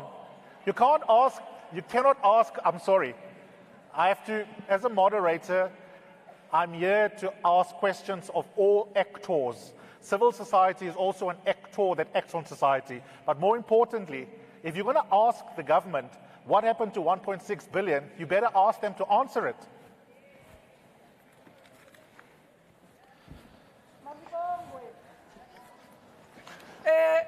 President had made a call, His Excellency, that we need to set aside from our individual budgets, departments, 1.6 billion. So these success stories that you've had, Minister Lamula referring to, Minister Taylor referring to, the Speaker referring to, we do not have another slush fund outside the support of this set aside. The 1.6 billion was set aside but was not put in a different structure. But we utilize that to bring about that which you said should happen. So there's no, Minister, there's no 1.6, there's just... The 1.6 is as Minister Cele accounts. Maybe you should be asking, how much did you utilize? How magically did he come to where we are now? From the 241,000, it's responding to what the call of the President in the first summit. How did we go through these 3 acts that we are now going to be utilizing, which Minister Lamula referred to? We utilize funds that are set aside, and there is advocacy and monitoring and evaluation on what funds of government get used for. We also appreciate that as South Africans, even through COVID, Mr. President, we worked with the civil society through webinars, through personal contacts, to make sure that that which we commit to, that which we committed to, through the NSP continues. But 4 years had not resolved all our problems. My speaker had said to us, women are also serving somewhere where they do not belong because they've been pushed that way. So we've had the first summit. We are moving into the second layer of the implementation of the NSP, which is an outcome of that summit. We are saying we need to accelerate, amplify now, so that we move to action and more action of implementation of our NSP. Thank you. Are you clear on where the 1.6 is? Okay, we've got mics here and there. We'll just alternate it. We'll take a round of interventions, to my right and then the mic on my left, and we'll just take as many as we can in the time that we have remaining.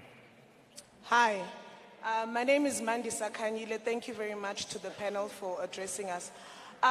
We are still not answered around the issue of the council.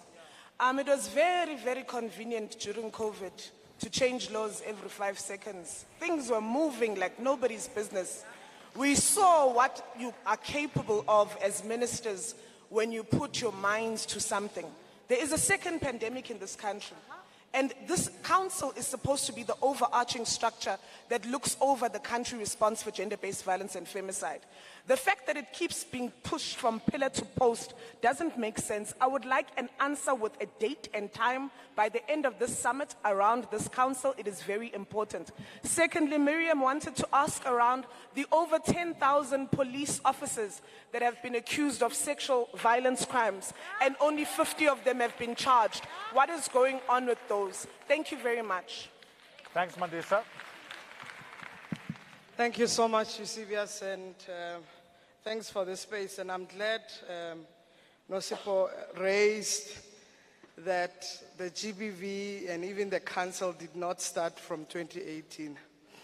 South Africa submitted a report to SIDO, 10-year report, 1998 to 2008. It went to SIDO.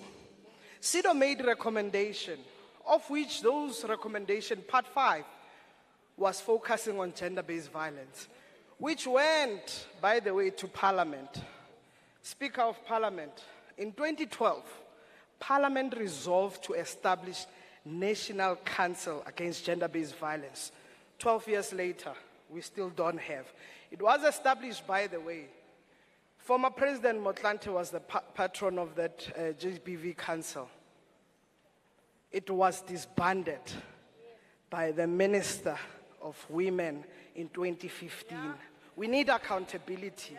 Today, we are sitting here with high levels of gender-based violence cases, and this has not been done. The second point I want to raise, this panel is about accountability. Minister Lamola, we are about to launch the National Intervention Strategy on Hate Crimes.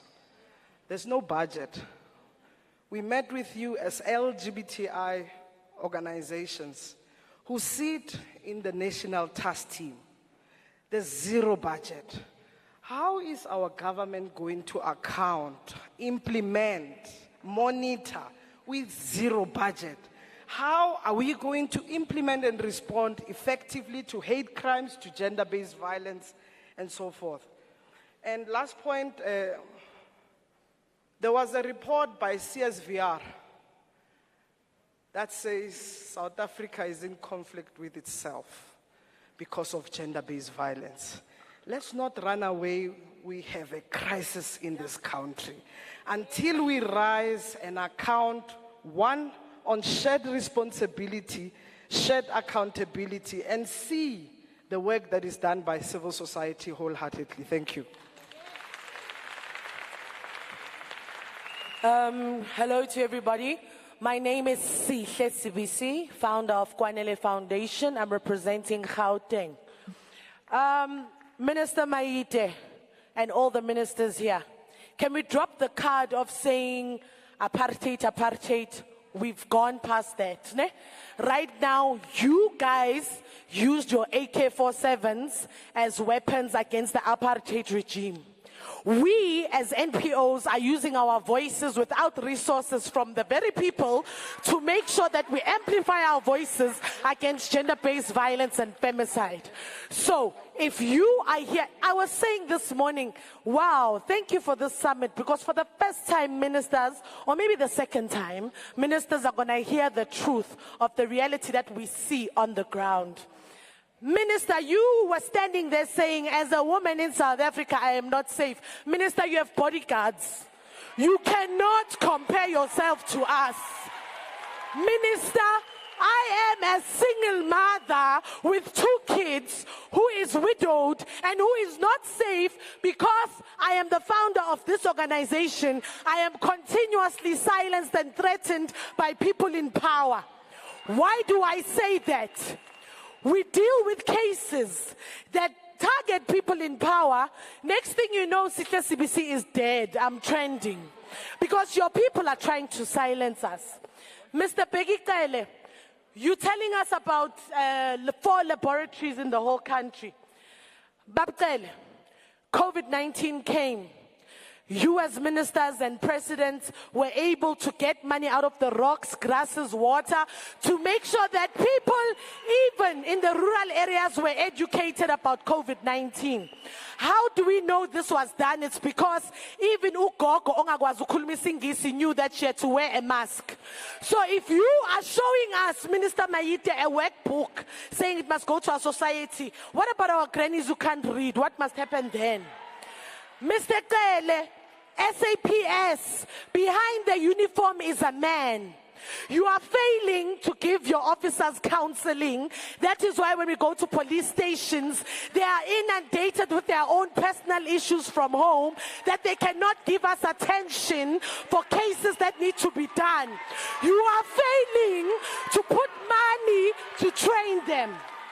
Mr. Ronald Lamula, I'll tell you about the courts, sir, because I am in courts almost on a daily. We see brown envelopes being moved in courts, sir. What am I talking about? Our Honorable President Cyril Ramaphosa said gender-based violence and femicide is our second pandemic before COVID. COVID is gone, it means it's the first. Say, answer to me. How does a foreign national murder a South African and they get 10,000 rand bail? How does that happen? If GBV is prioritized. The last one. Sorry, our governing party. We have seen you guys rely on these mega churches for votes. That is why foundations like ours that advocate against GBV within the church, you don't fund us, you lock us up, you silence us, because many of you have been to Bishop Stephen Zondo's church. It was our foundation that took him through the CRL commission. As a result, he's currently on trial for 10 accounts of rape. But guess what? We are not being given money. Right, finally, Mrs. Mabisa. You said the courts, you said parliament is for the people. Now please help me. MPs who are accused of GBVF still have the right to stand and address us as a country. Just last week, the Minister of Finance, who was accused of a GBVF case, because we as Kwanele Foundation have been following that case, the victim refused to continue with the case because of intimidation, and as a result, NPA in Mpumalanga, Miss Monica, told us that they had to stop the case. Does that mean that he did not do something to the victim? So when we watch TV, your MPs who are accused, who are speaking, we should have faith and trust your government. Shame on you. Mamnon to me, so finally, civil society. I want to say when it comes to civil society, you spoke about state accountability and funding. We as Kwanele Foundation, we were kicked out of training under social development and nicked them.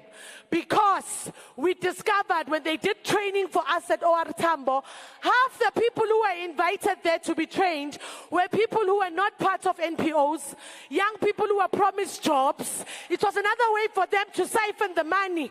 And because we were vocal enough to question it, guess what? We received a letter, I've got the receipts. We received a letter saying they are terminating our training with NICDEM, HWCTA, and DSD because the NPOs on the ground are not as vocal as Sihle CBC.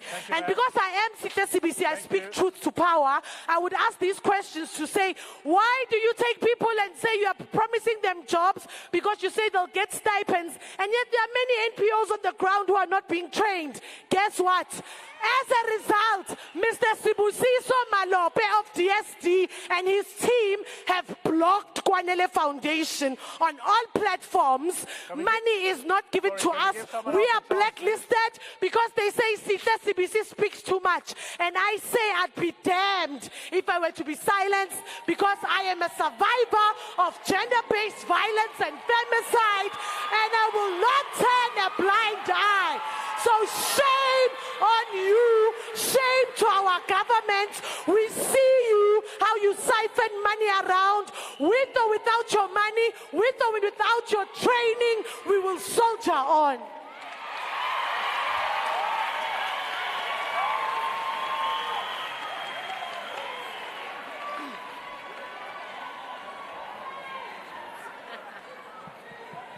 Okay, can we, just a little bit of quiet, please. I can't honor all of your directions. You are all directing me what to do, including this gentleman in the middle. I'm looking at you. I'm in the invidious position of needing to keep time. I'm also in a position where I do not want to police the heartache and anger and emotions of a black woman in this country. And sometimes those two things pull in opposite directions, okay? So that's my burden as the moderator. I thank you for your contribution, as voluminous as it was. Thank you for speaking your truth. With that said, I think we're going to have to accept the practical reality that many of the themes will have to be teased out in the other sessions. We'll have another accountability plenary tomorrow, which my colleague Kathy Moshlaslana will moderate. So for now, I'm going to allow only two, and I beg you, Please don't make me beg you to keep it small. The program has to go on. So just 2 more interventions and try and keep it under 2 minutes each. Then my panelists will speak and then we move on with the program. The issues are enduring, but we can't have a 10-hour plenary. My husband is waiting at home.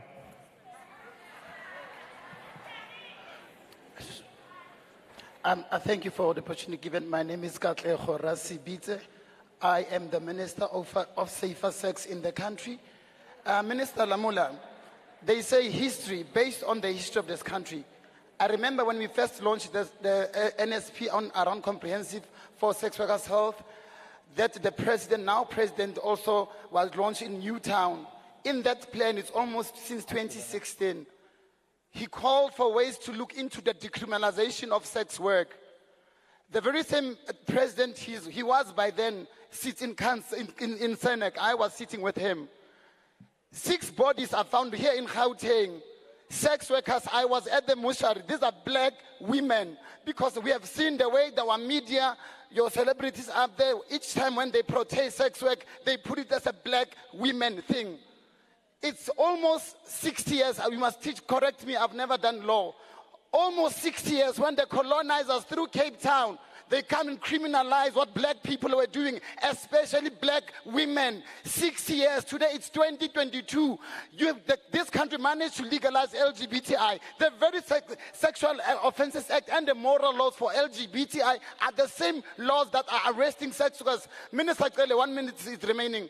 When you give out your stats, does they also indicate the numbers under your Sexual Offences Act of the petty crimes that the police are arresting on sex workers? Because on the same day, when we go to march for the 6 bodies at the court, the same police went and arrested 45 sex workers on that day because they say because there's a killer out there, we want to keep them safe.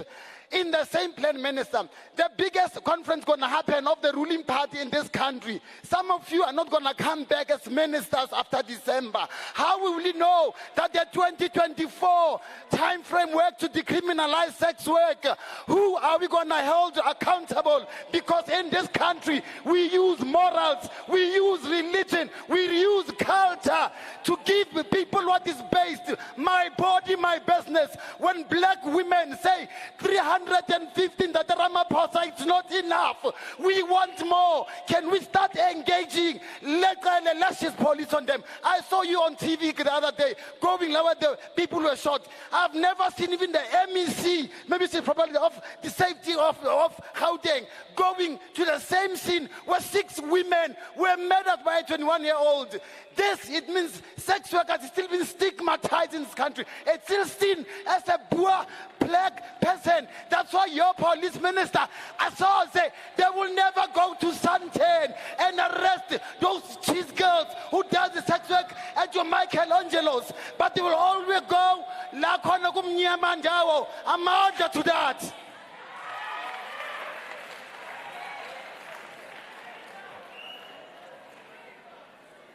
Thank you so much, Eusebius, for holding the space so well. In 2018, Minister, in 2018 we had a summit, and the summit was for recognizing that South Africa is one of the worst in collating disaggregated data in the world, in fact, among the worst. And it really shocks me that in 2022, 4 years after we had this first summit on data, disaggregated data is still one of the biggest issues. And quite frankly, we cannot do much to fight the scourge of gender-based violence and femicide without even understanding what is happening to whom it is happening to and the impact thereof. Most of the officials that we work with have never even done an impact assessment, which means that we are rolling out interventions in the ground that are not even based on any type of evidence and where there is no information or data to support that those interventions are working. And yet money is being spent on those interventions. So I would like to know from you, Minister, only because Minister Batabile Dlamini had started the process before you. What I would like to know from you is how far are we in moving forward with this aggregated data in South Africa? Because quite frankly, if that's not sorted out, we are actually wasting our time. The second question, you see, and I'm going to keep it short. And I guess I'm summoning the president quite prematurely, but I'm going to summon him nevertheless.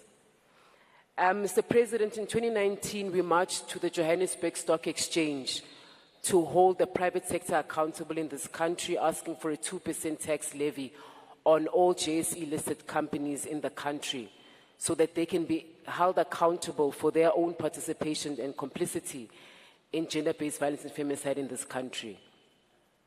What happened is that along the pipeline, the process was hijacked by people who I believe that you are aware of. And to this day, from 2019 to the year 2022, we have never been able to move forward in holding private sector accountable for that 2% tax levy. So I want to hear from you, Mr. President, how far is that process in holding the private sector accountable? Finally, I'm not sure if the people in this room are aware, in particular the non-VIP delegates, but we have been doing work on the NSP for well over 2 years, being funded by donations and voluntary labor. I want them to know from you, Mr. President, Uguti, at what point are you going to take the work of fighting the fight against gender-based violence seriously enough for you to be able to fund it? I think we've all reconciled ourselves with the fact that that 1.6 billion never existed. But what we do want to know is that because we've committed ourselves to the NSP GBVF process, is where is the money to fund the NSP GBVF? It is unacceptable that the Ford Foundation, that is an American-based company, is the one that is funding the consultants. And we have to work with a measly 1.2 million rand on a yearly basis in order for us to get the work done. We have left our homes. We have not slept at night doing the work that brings us all here today. It is not your labor that has brought us here today, but the labor of hundreds of women and queer people from across the country that have tried to make this thing stay alive. So I'd like to know, where is the money to support the NSP GBV work? Why are we being funded by an American-based company and not our own departments in the country? And I also want to know about the 2% tax levy processes and when we are going to continue with that. Thank you. Thank you. Okay, I'm going to ask my panel members to respond very briefly, in no particular order. Please keep it short, and please try and address some of the questions that were particularly very pointed, and let's try and steer away from generalities. The first person I'm going to give an opportunity is the speaker, Ms. Mapisa Makula. Speaker. Thank you very much. Colleagues, we've noted the questions. The one issue which was raised by the colleague here was a matter which was directed to us in Parliament on the allegations against a member of Parliament, allegations of sexual abuse. Just to say that, colleagues, we noted that. But I do also want to remind all of us that at the end of it all, before Parliament would have dealt with the matter, it would have been dealt first by the law enforcement agencies, and it also would have gone to the NPA. And as you know, the NPA has declined to prosecute, and they would know better what reasons were there, whether there was enough evidence now or not. But all that I'm saying is this, please be patient with me. If, for instance, the Committee on Justice or even the Committee on Police were to invite advocate, for instance, Batoi, the NDPP, and say, we note that there was this particular case, and this is what the outcome is. What would be the reasons? The only person who would be able to provide answers to a portfolio committee or Parliament is the NDPP, because they know best what happened in that case. So I'm just saying, because you were very direct in raising the matter, and that, yes, and that is, there is very little you can do before the matter has been dealt with by those who deal with such cases. And I think in this case, that was the situation. Not that the ruling party as a ruling party in the country does not deal with issues of sexual exploitation or even abuse of women. One thing I know, which the organization has stood firm to deal with, is that of sexual abuse and exploitation of women in the country. And therefore, even the organization maybe found itself in a very difficult position for as long as there was no clarity about what exactly happened and where the case is. Thank you very much. That is all you raised with me. Thank you. I want to ask Minister Cyril to address some questions. There were a number of questions related to your portfolio. For example, there was one question very pertinent around thousands of cops that have got sexual offences related to themselves, which obviously do not make them fit and proper for their role. The flip side of that is you also won't have much justice, Minister, if broken men go to work and are expected to be entrusted with the stories of survivors who come and lay complaints. So what kind of counseling do they get? So accountability for those cops that are part of the problem, but then other cops that are themselves survivors, and that too can make it difficult for them to do their jobs optimally.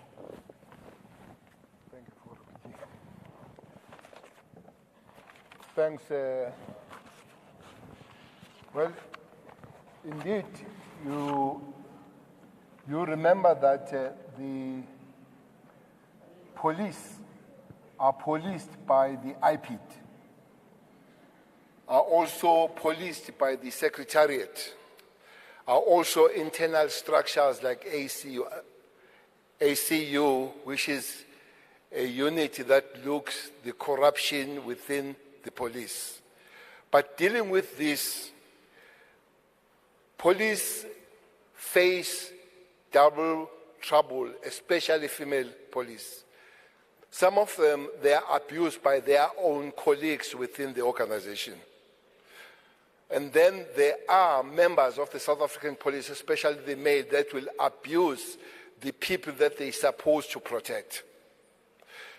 That is the reason that every month in the ministry we receive a list from the IPID of the police where they are supposed to be disciplined by the top management, starting from the National Commission and Provincial Commissioners, disciplining those members.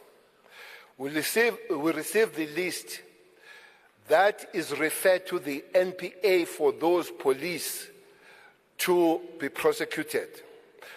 That's why we have police that have been sentenced in long sentences because of the very sexual, the very abuse that they're supposed to be defending. As we speak now, of late, last 3 months, 11 members of the South African police have been sentenced to long sentences because they themselves have abused the people that they're supposed to protect.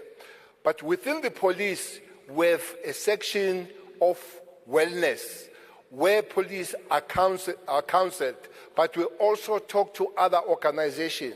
It will be like the DSD to help us to counsel those that themselves are victims and those that themselves have witnessed this kind of abuse who themselves are disturbed. So there is that within the police where we try to assist those that themselves are victims of circumstances, but also they have the issue where they can't take it anymore. But it's not very true that police that break the law are not face consequences. Themselves, there is a lot of consequences. They are fired, they are arrested, they're in prison, they are disciplined. So indeed, that is what is happening within the organization. But we also try to give extra training to assist them to be strong enough to deal with the situations that they face every day. Thank you very much.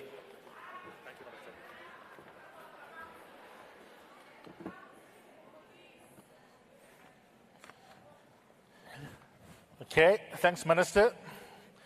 Minister Nkwana Mashabane, there were a lot of questions. I'll just highlight a couple, and you can address any of these. Civil society still wants to know very pointedly, setting yourself a date for yourself that we can hold you accountable by, when this council will exist. Second question, can you publicly give us your view on decriminalization of sex work? And a third question, what happened to the BMWs? Well, let me repeat our response to the processes that we have undergone on the gender-based violence and femicide bill. It has been tabled in Parliament. Parliament will give us a date when the bill will be completed. Then we will develop regulations, and we once again want to say in front of our President and all South Africans here, within 3 months, within this financial year, we can relaunch. I heard someone saying the GBVF bill was cancelled then, but we had resuscitated that work. We've gone through all the corners, back to Parliament. I'm talking about accounting for from 2018 to where we are seated. And on the BMWs that were donated, the small ones that were donated to us through a visit of one of our donors, there were 5. One was given or handed over. In fact, they were handed over in public at the GCS Center. One to Umlazi in KZN, Shiluvani Disability Organization, allocated to an NPO that provides services to children with disabilities who are hardest hit by gender-based violence. Second, Pretoria in Gauteng, for who? Youth for Survival, an NPO which deals with youth, homelessness, and abused women and their children. Number 3, given or handed over to Middleburg in Mpumalanga, a shelter and victim empowerment center for victims of gender-based violence, mostly women. The 4th, to Limpopo, to a Disabled People of South Africa, DPSA, to an NPO that services persons with disabilities. The 5th, to Eastern Cape, to who? Masimanyane NPO, which focuses on eradicating gender-based violence and femicide, a focus on trafficked persons as well as the interface of gender-based violence, HIV, and AIDS. I thank you. Thank you. Thank you, Minister of Justice. I'll give you a chance for a final remarks. There were lots of questions for you. Among them was also the question you got about whether or not that any budget that had been ring-fenced in relation to hate crimes.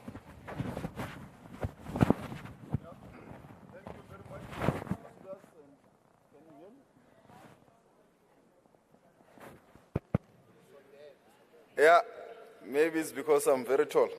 There is a Shangan idiom that says that vana va munhu va tsemelana nhloko ya njiya. Loosely translated in English, it means that children born of the same family, they share the head of a locust. It sounds impossible, but it can be done. It is in that spirit that the Department of Justice has appointed at senior level people in terms of coordination with regards to issues of the National Task Team that Steve co-chairs to deal with the issues of the LGBTQI community, including the NPA, has got a rapid response task team. The resources may not be enough from what we have, but we continue to work with civil society and the NGOs, and the work is commendable. We also hope to mobilize more resources to put into the space. And we do have that dedicated officials into the space. With regards to the courts, the bail issue that was raised, the Criminal Law Amendment Act will make that example now impossible, that the President has signed. It has now tightened the manner in which people can get bail. The NPA has got the duties and obligations, the courts, so it is now no longer, as she put it, that amendment, as the President has signed, it will make it practically no longer possible. And if anyone does it, it's wrong, it's not in line with the law, there are procedures that must be followed, because the law is very clear in terms of what must be done in that regard. And that is what the Criminal Law Related Amendment Act also its purpose, and it's also a product of the last summit. The decriminalization of the sex work, indeed, as I said earlier on, before the end of this year, we will have published the bill that will be out for public comment and also going to Parliament, where stakeholders will make inputs and comment on this specific issue. I do understand the issue of trust that is being raised, that it has been too long, but from your engagement with the Deputy Minister, you have got the clear timelines and the framework of when and how it will be done. And I know that most of you participated in the development of that bill. Yeah, I think this was the last one. Thank you very much. Thank you, Minister.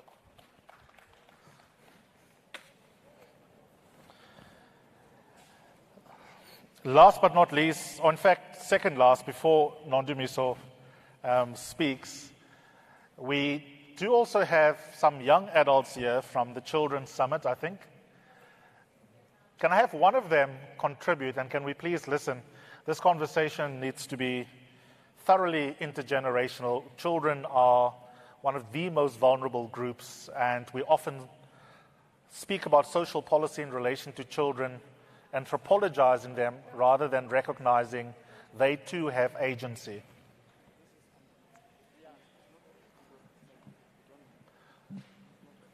Would one of you like an opportunity to speak?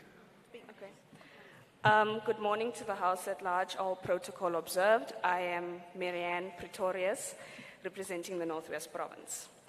I just wanted to say that we as children have been pushing to be on the program for today, and unfortunately that has not happened because we would like to address our issues or bring them forth to our President, Mr. Cyril Ramaphosa. So just to mention one thing, during the dialogue, we as children felt that our views were not considered as there was no child participation during media briefings. I mean, during the initial drafting of the NSP, children's voices were not included. We weren't included, and we suffer from gender-based violence as well. People have spoken so much and have presented so much on gender-based violence and on femicide, but how many times have children been mentioned? How many times have we been taken into consideration? How many times have you thought of us? Is my question that I'm posing to the floor at large. Thank you. Thank you. Absolutely. Less than that.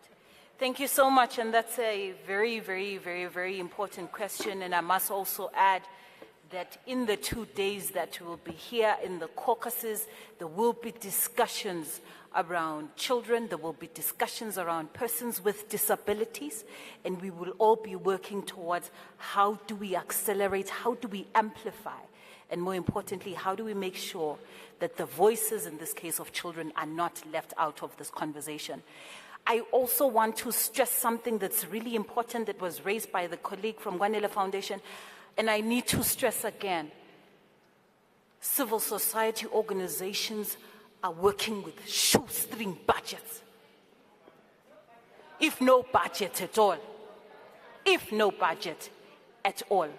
And that is extremely, extremely challenging. And I must also add that in the absence of a national council, in the absence of a council entrusted with coordinating a response, how do we coordinate a response?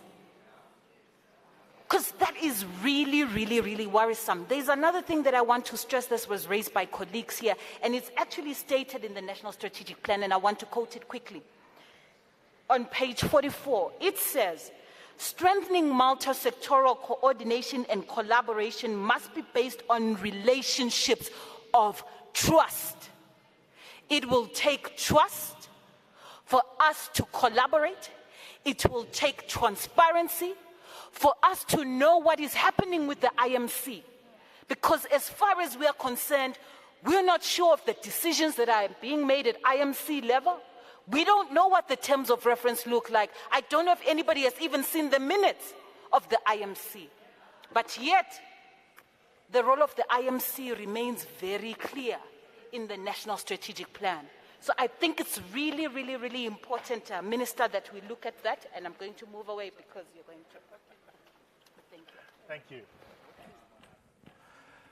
Please can we thank all of the panel members for their contributions. And with that, I'd like to ask the panel members to please vacate. Thank you so much, ministers. Yeah.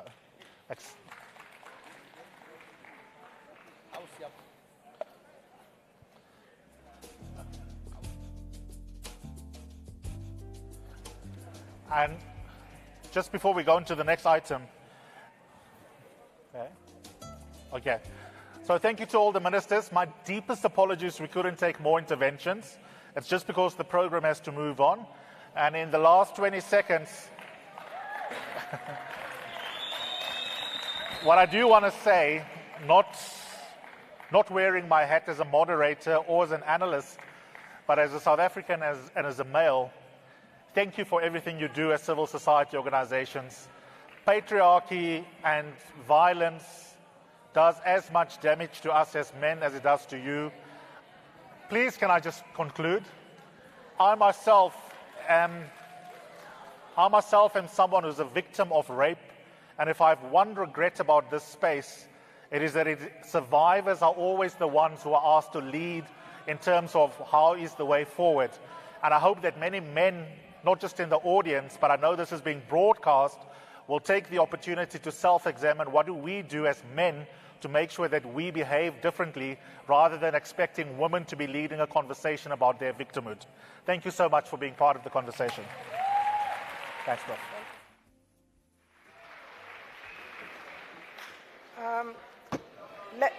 Let's give a round.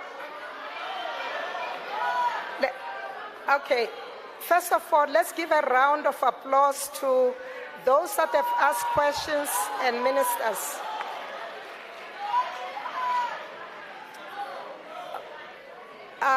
Let me say this. We have ample opportunity in the program for questions and discussions. And we've got a plenary tomorrow. So if you do...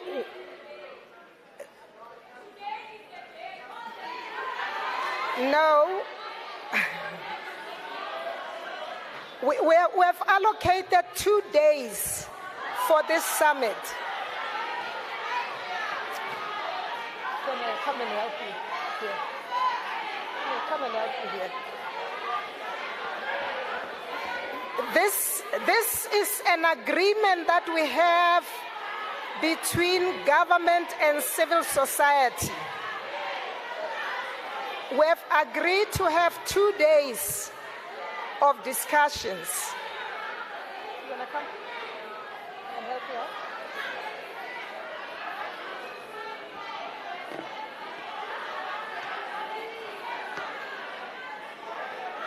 What do we do? We can't continue with it.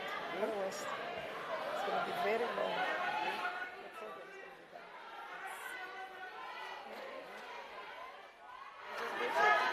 Pardon me, do? Huh? What do we do? We take a break. We give people a break. We come back and what do we do? Then we are going to lose the program. We're not going to do what we are going to do. Okay. Then we will not be able to do what we are going to do. So we have to take a decision. Yeah. About how we move.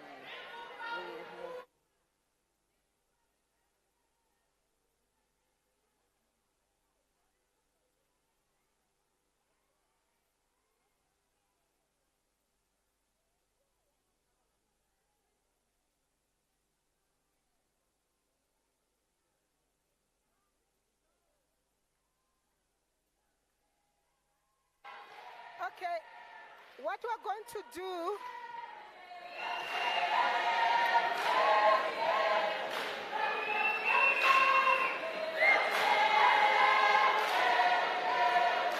okay.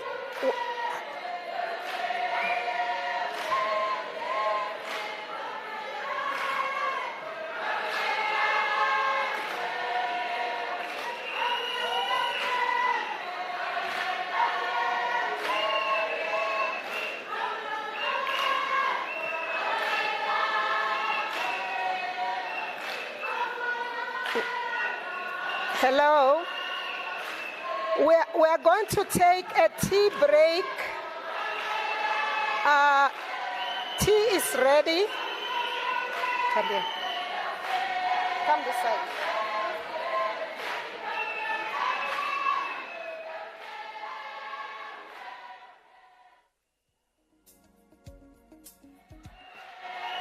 Okay. Hello. I'll do it. It's fine. I'll do it. Let me help, Prof, because Yeah. we'll allow me managing 30 seconds each. Okay. Yeah. Hello. What you are going to do? Let me help, Prof. Hello. Prof. What we are going to do is allow you 30 seconds each. 30 seconds each one of you. Can you get the mic? Prof. Get the mic and then start speaking. Let me help. I hear you. Here's the mic. Here's the mic. 30 seconds. Yeah. Nobody must speak beyond that. Here's the mic. Amandla!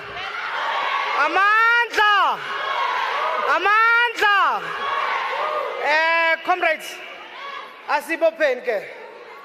Re buile le moetapele wa South Africa. Comrades, asibopheni ke. We're going to take the next 15 minutes and we're going to allow you 30 seconds each to make asibopheni, comrades. Comrades, asibopheni. It's fine. We're going.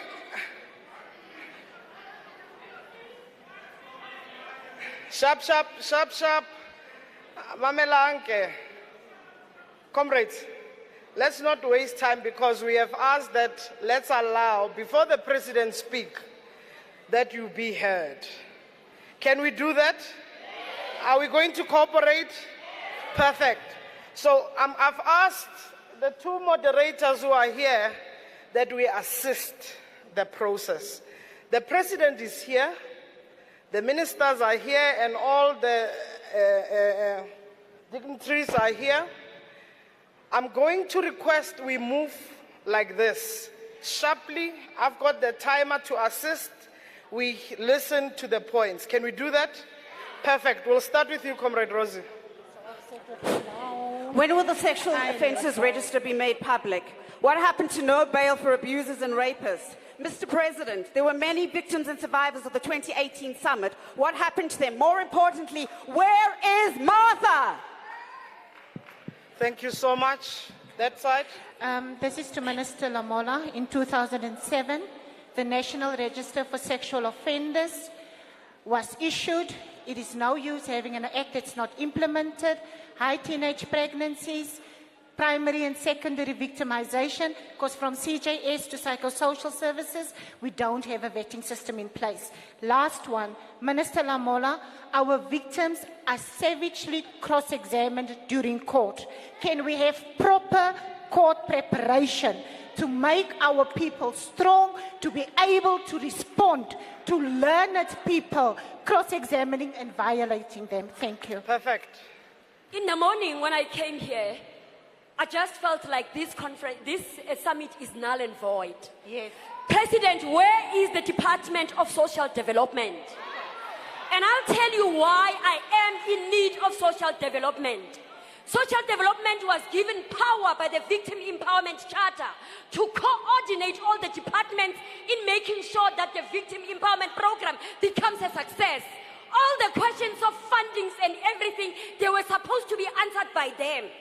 CGE study 2014, it has done a survey, it has found out that the shelters are in shambles because DSD is failing to coordinate, monitor, and to evaluate the VEP programs. That is why we see the statistics coming everywhere, not talking to each other. They were provinces were commissioned by CGE. From that, we know Free State has paid 9.2 million. So if you want all the provinces to pay 9.2 million, we will make sure that we assist CGE on the things that we know that they are happening. That money is the money that is supposed to be fighting gender-based violence.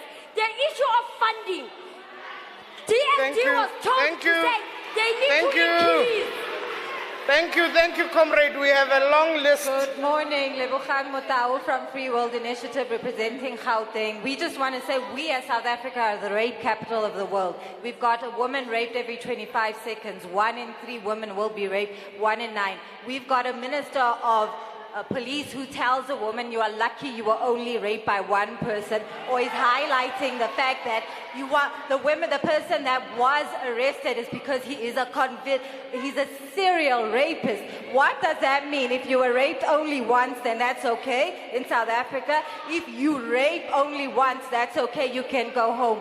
We tell women that they need to leave their homes where they are being abused and go into a shelter, yet the man lives comfortably. When they go into the judicial system, they are treated as if they are saints, whereas a woman has to prove the fact that she was raped.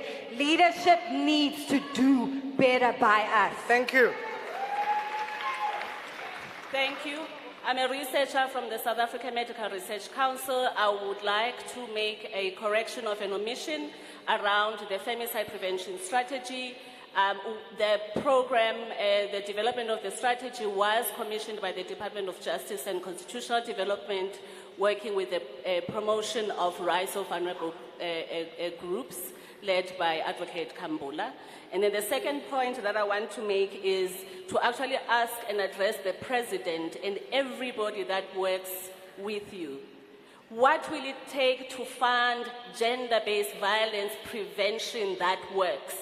What will it take to redirect the loads of funding going into policing that we see from those states is not having the impact that it's meant to have? Community organizations here are demonstrating to you, and emotional as they are, because they are loaded with loads of responsibility that is not funded, President. Please let us make sure that there's adequate, not 250,000 rands to fund the work of the pain that women and children and gender non-binary groups are suffering in this country. Thank you.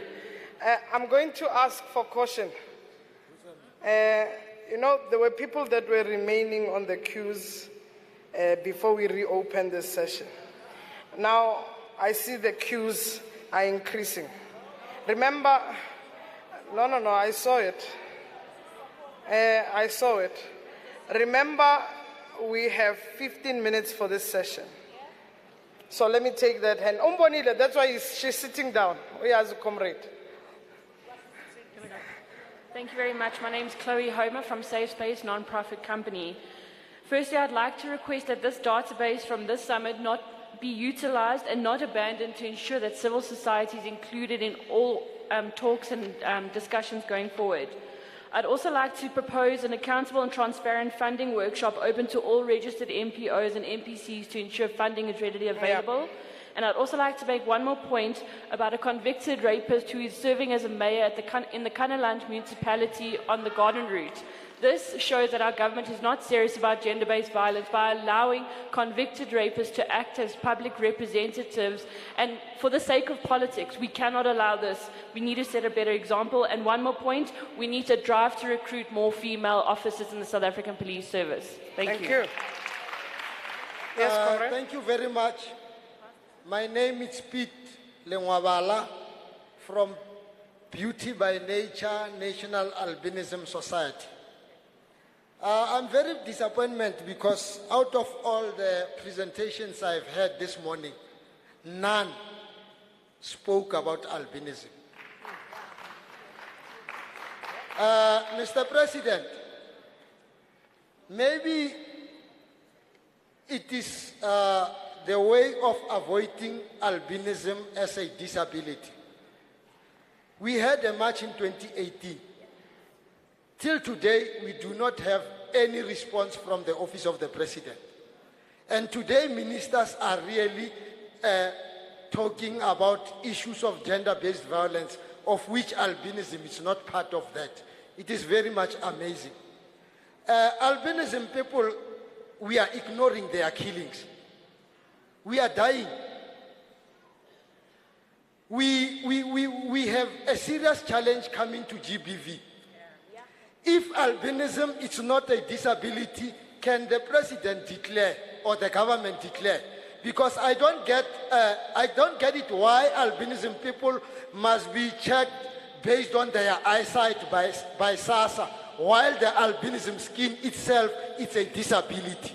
Thank you. Our people fall into wrong relationships that lead to GBV. Because they are hungry, they are unemployable, because they also can't go to school. Reasonable accommodation in school, it's not there for albinism people. So can we deal with albinism issue? Come to us, let's discuss albinism issues so that we can put it. Thank you. Thank you. Okay. Thank you for the opportunity.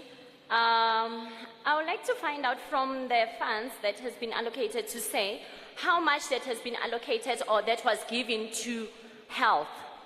Because I hear most of us, we are talking evidence collection, but we tend to forget the critical stakeholder that is collecting that evidence, because we are referencing to evidence, but who's collecting the evidence? I don't see the Minister for Health. I think it's time that we must rob health in, because we are talking about accountability, response care and healing. But who's receiving the patient, the first contact? It's either SARS or health. And if we are not investing in health and SARS, then what are we doing? We are not going to get the end results. Yet we are focusing on the end results. But who's helping all other stakeholders or the government sectors to make sure that at the end of the day, we increase those conviction rates? So can the health minister and the health stakeholders be part of the engagement? Thank you. Thank you. Good afternoon. Adila Maker from the Southern African Alcohol Policy Alliance. This is a question for the President. The Minister of Justice indicated that it only took 2 years to move a law. Currently, we've got the Liquor Amendment Bill sitting since 2017. There's a clear link between GBV and alcohol. Why is the Department of Trade and Industry not moving this bill so that we can create a safer environment for women? The second question is to the Minister of Education. Why is the Minister introducing a proposal that schools can apply for liquor licenses? Thank you. Quick one. Thank you, Steve. My name is Nambekoli Putin. I'm from the dusty streets of Gugulethu in Cape Town. This summit is it's about accountability. The role and the space of the NPOs in the GBV is shrinking. Government has taken over. Lack of funding there's lack of funding, no funds for shelters. Government is failing to account about the money now here, the money that our president pledged during the first summit. Organizations like Ilitha Labantu, with a vast experience on violence against women and children, are not recognized at all. Also, we have our hotspots that are not even mentioned, like Langa, Nyanga, Gugulethu, Khayelitsha. They are not mentioned in these reports. This report of the police, to me, is the fallacy. I'm not, especially in the Western Cape. That report, it must be scratched off. Sure. The sooner, the better, President. Please remove the Minister of Police. Thank you. Thank you. Activist TDK from Akum. I just want to say this, Mr. President, with due respect, there is real life after Gallagher estate. And if we can get to the bottom of everything, we can't be solving GBV if we haven't solved the crucial issues in this country. Sure. Our country is in shambles. We need to raise leaders who are going to be actively involved, to go in the ground the same way when these leaders, they go out there and talk to people in shacks and talk to people. It is the same way they should try and solve GBV. They should go out there and do the same campaign, because that is where the real issues are. Thank you so much. Thank you. Thank you. Remove all the comrades and put activists. Colleagues, I'm going to request, let's go straight to the question. We only have 5 minutes remaining. Shoot straight to the question. This side, please. Good afternoon, Wendy Pakir, Ubuntu Rural Women and Youth Movement. Watching the videos earlier, seeing the faces of women and children, and that's not all the women and children killed. There's many more that hasn't been on the video, and it brought so many emotions. They're not just the statistics. It was children with futures. Their parents had dreams for them. Their families are scarred for life, and yet we see rapists and murderers being released on bail. 855 women and 243 children killed between April and June this year. 4-year-old Pagabo Poo, her rapist and murderer, was released on bail for the rape of a 9-year-old. Tesnay van Wyk, rapist and murderer, was released on bail. And I believe their blood is in the hands of the parole boards and the magistrates who granted bail to people who should have never gotten bail in the first place. 9,516 rapes reported in the same period. Only 286 rapists convicted. 46 life sentences. How is this possible? President Ramaphosa did promise us that no rapists and no murder of women and children will receive bail. We don't want lip service anymore. We want action. We want to see the numbers reduced. We don't want to respond to people, to women and children being killed. It shouldn't happen. Not in this lifetime. Thank you. Thank you. Amandla.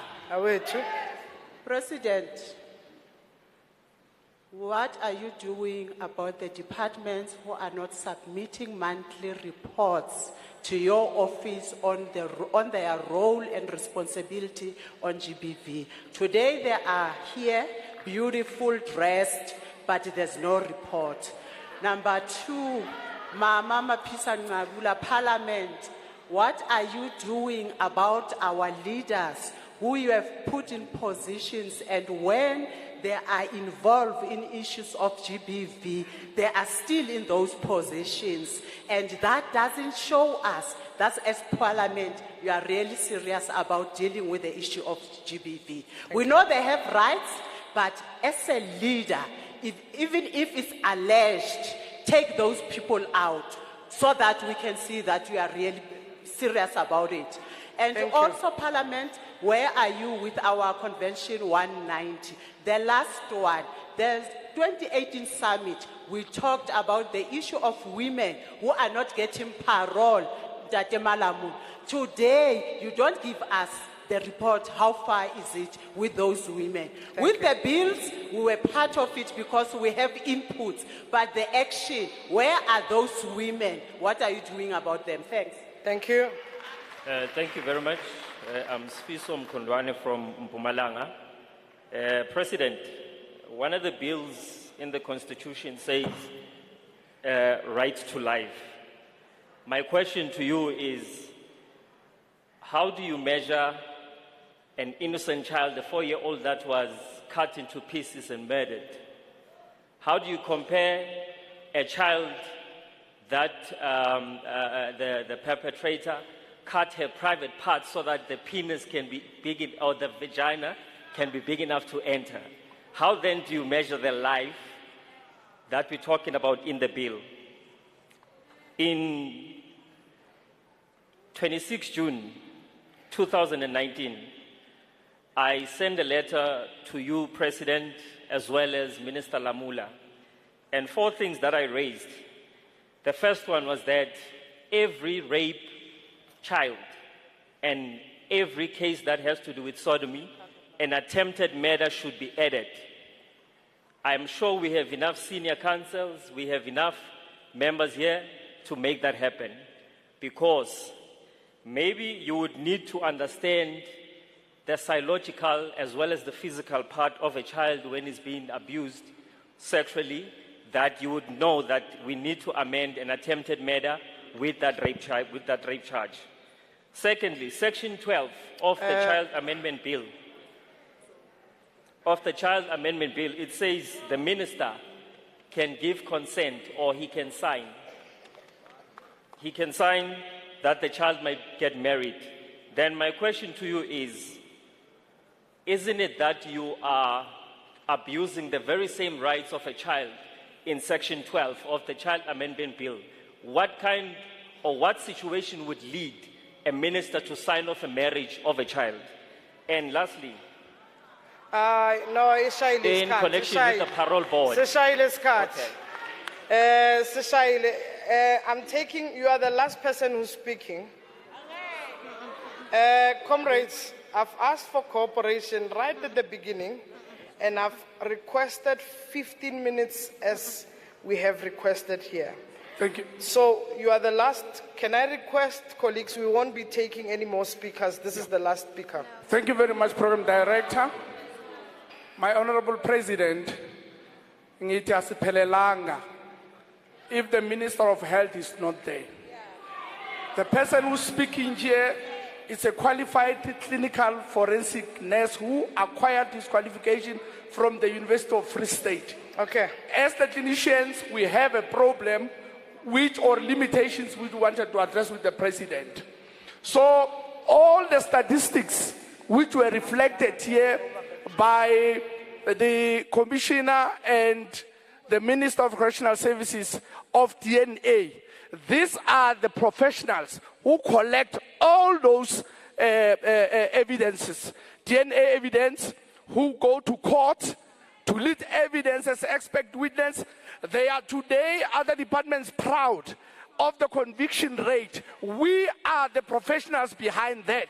Actually, the Department of Health is a key department in terms of dealing with the GBV. So now our challenge is that, President, we are treated, our qualifications are treated as if it's an attendance certificate. So we make a request, President, to meet with you. We are still registering that there are some issues as the clinical forensic nurses which we want to address. No, thank you very much. Thank you so much, comrades.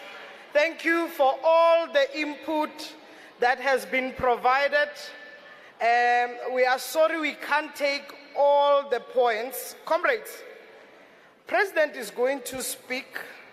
The ministers are here. And by the way, Dr. Joe Patla is here. Where is he? Can he stand up?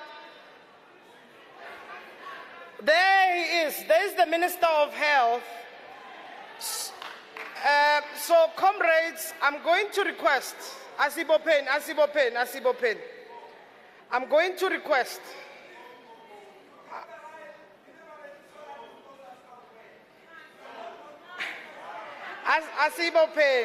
Asibopen, Comrade Neo.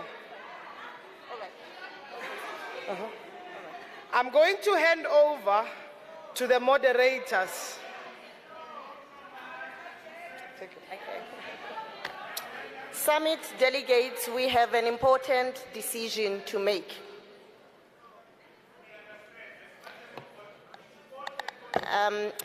Summit delegates, we have an important decision to make. We can decide that we stay in plenary for people to speak, but that will not lead us to the outcomes that we want. We have designed the summit, and if people want us to use this space to redesign the summit program, there are 3 spaces. So there are people who are asking for other ministers. In the program, you will see that the Minister of DSD is going to be in another accountability panel. So this is not the only panel where ministers are speaking. So different ministers are speaking in different panels. That's number 1. Number 2, there are 3 spaces that have been created, and that's what you'd been asked to register for. The danger of staying here with people saying all the issues or the problems that they have, the good thing about that is that people will be heard. The president, the ministers, and everyone who is here is going to hear you. But the design of the summit is that we do not end at being heard. We speak to specific problems and we reach solutions, and we have a plan on how we are going to go about in resolving that. And that is why this is an accountability summit. If we want this to be a consultation where we are saying these are all the things that are wrong, then that's a different summit. And we can have a conversation about whether we want this summit to become that. We said we have a national strategic plan that has got 6 pillars. And in those 6 pillars, we have accountability, leadership, and coordination. And this is what this panel was for us to ask questions about how the response has been coordinated. In the design of the program, it was that after lunch, we will go to commissions that deals with all the 6 pillars. And we will have people from government and other people who are responding. And we, in those sessions, can now speak to the specific issues under Pillar 2, the prevention and rebuilding of social cohesion. Under Pillar 3, the criminal justice system and its responsiveness to survivors of violence. And Pillar 4, that deals with support for survivors, the healing work that needs to happen. Pillar 5, that deals with economic justice. And Pillar 6, that deals with the research, information technology, and data. We will emerge out of these pillar conversations with the solutions that we seek. We are not going to stop there. We have another space, which are the action caucuses. In the action caucuses, we've got the various target groups, people whose vulnerability is heightened.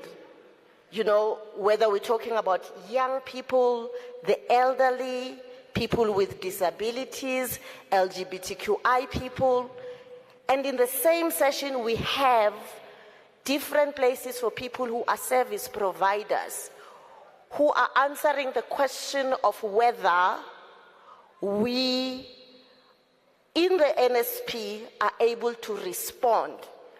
And here, when we do the diagnosis, we also leave with the answers to that question. We agree to timeframes. We have conversations about budgeting, and that is why the program is designed like that. The last section is the one with the clinics. So, the reason why I'm explaining all of those things is that if we have to take a decision about people speaking in the plenary, there is something that happens to those spaces that we have co-created as spaces for accountability. So with that, may I ask that we proceed?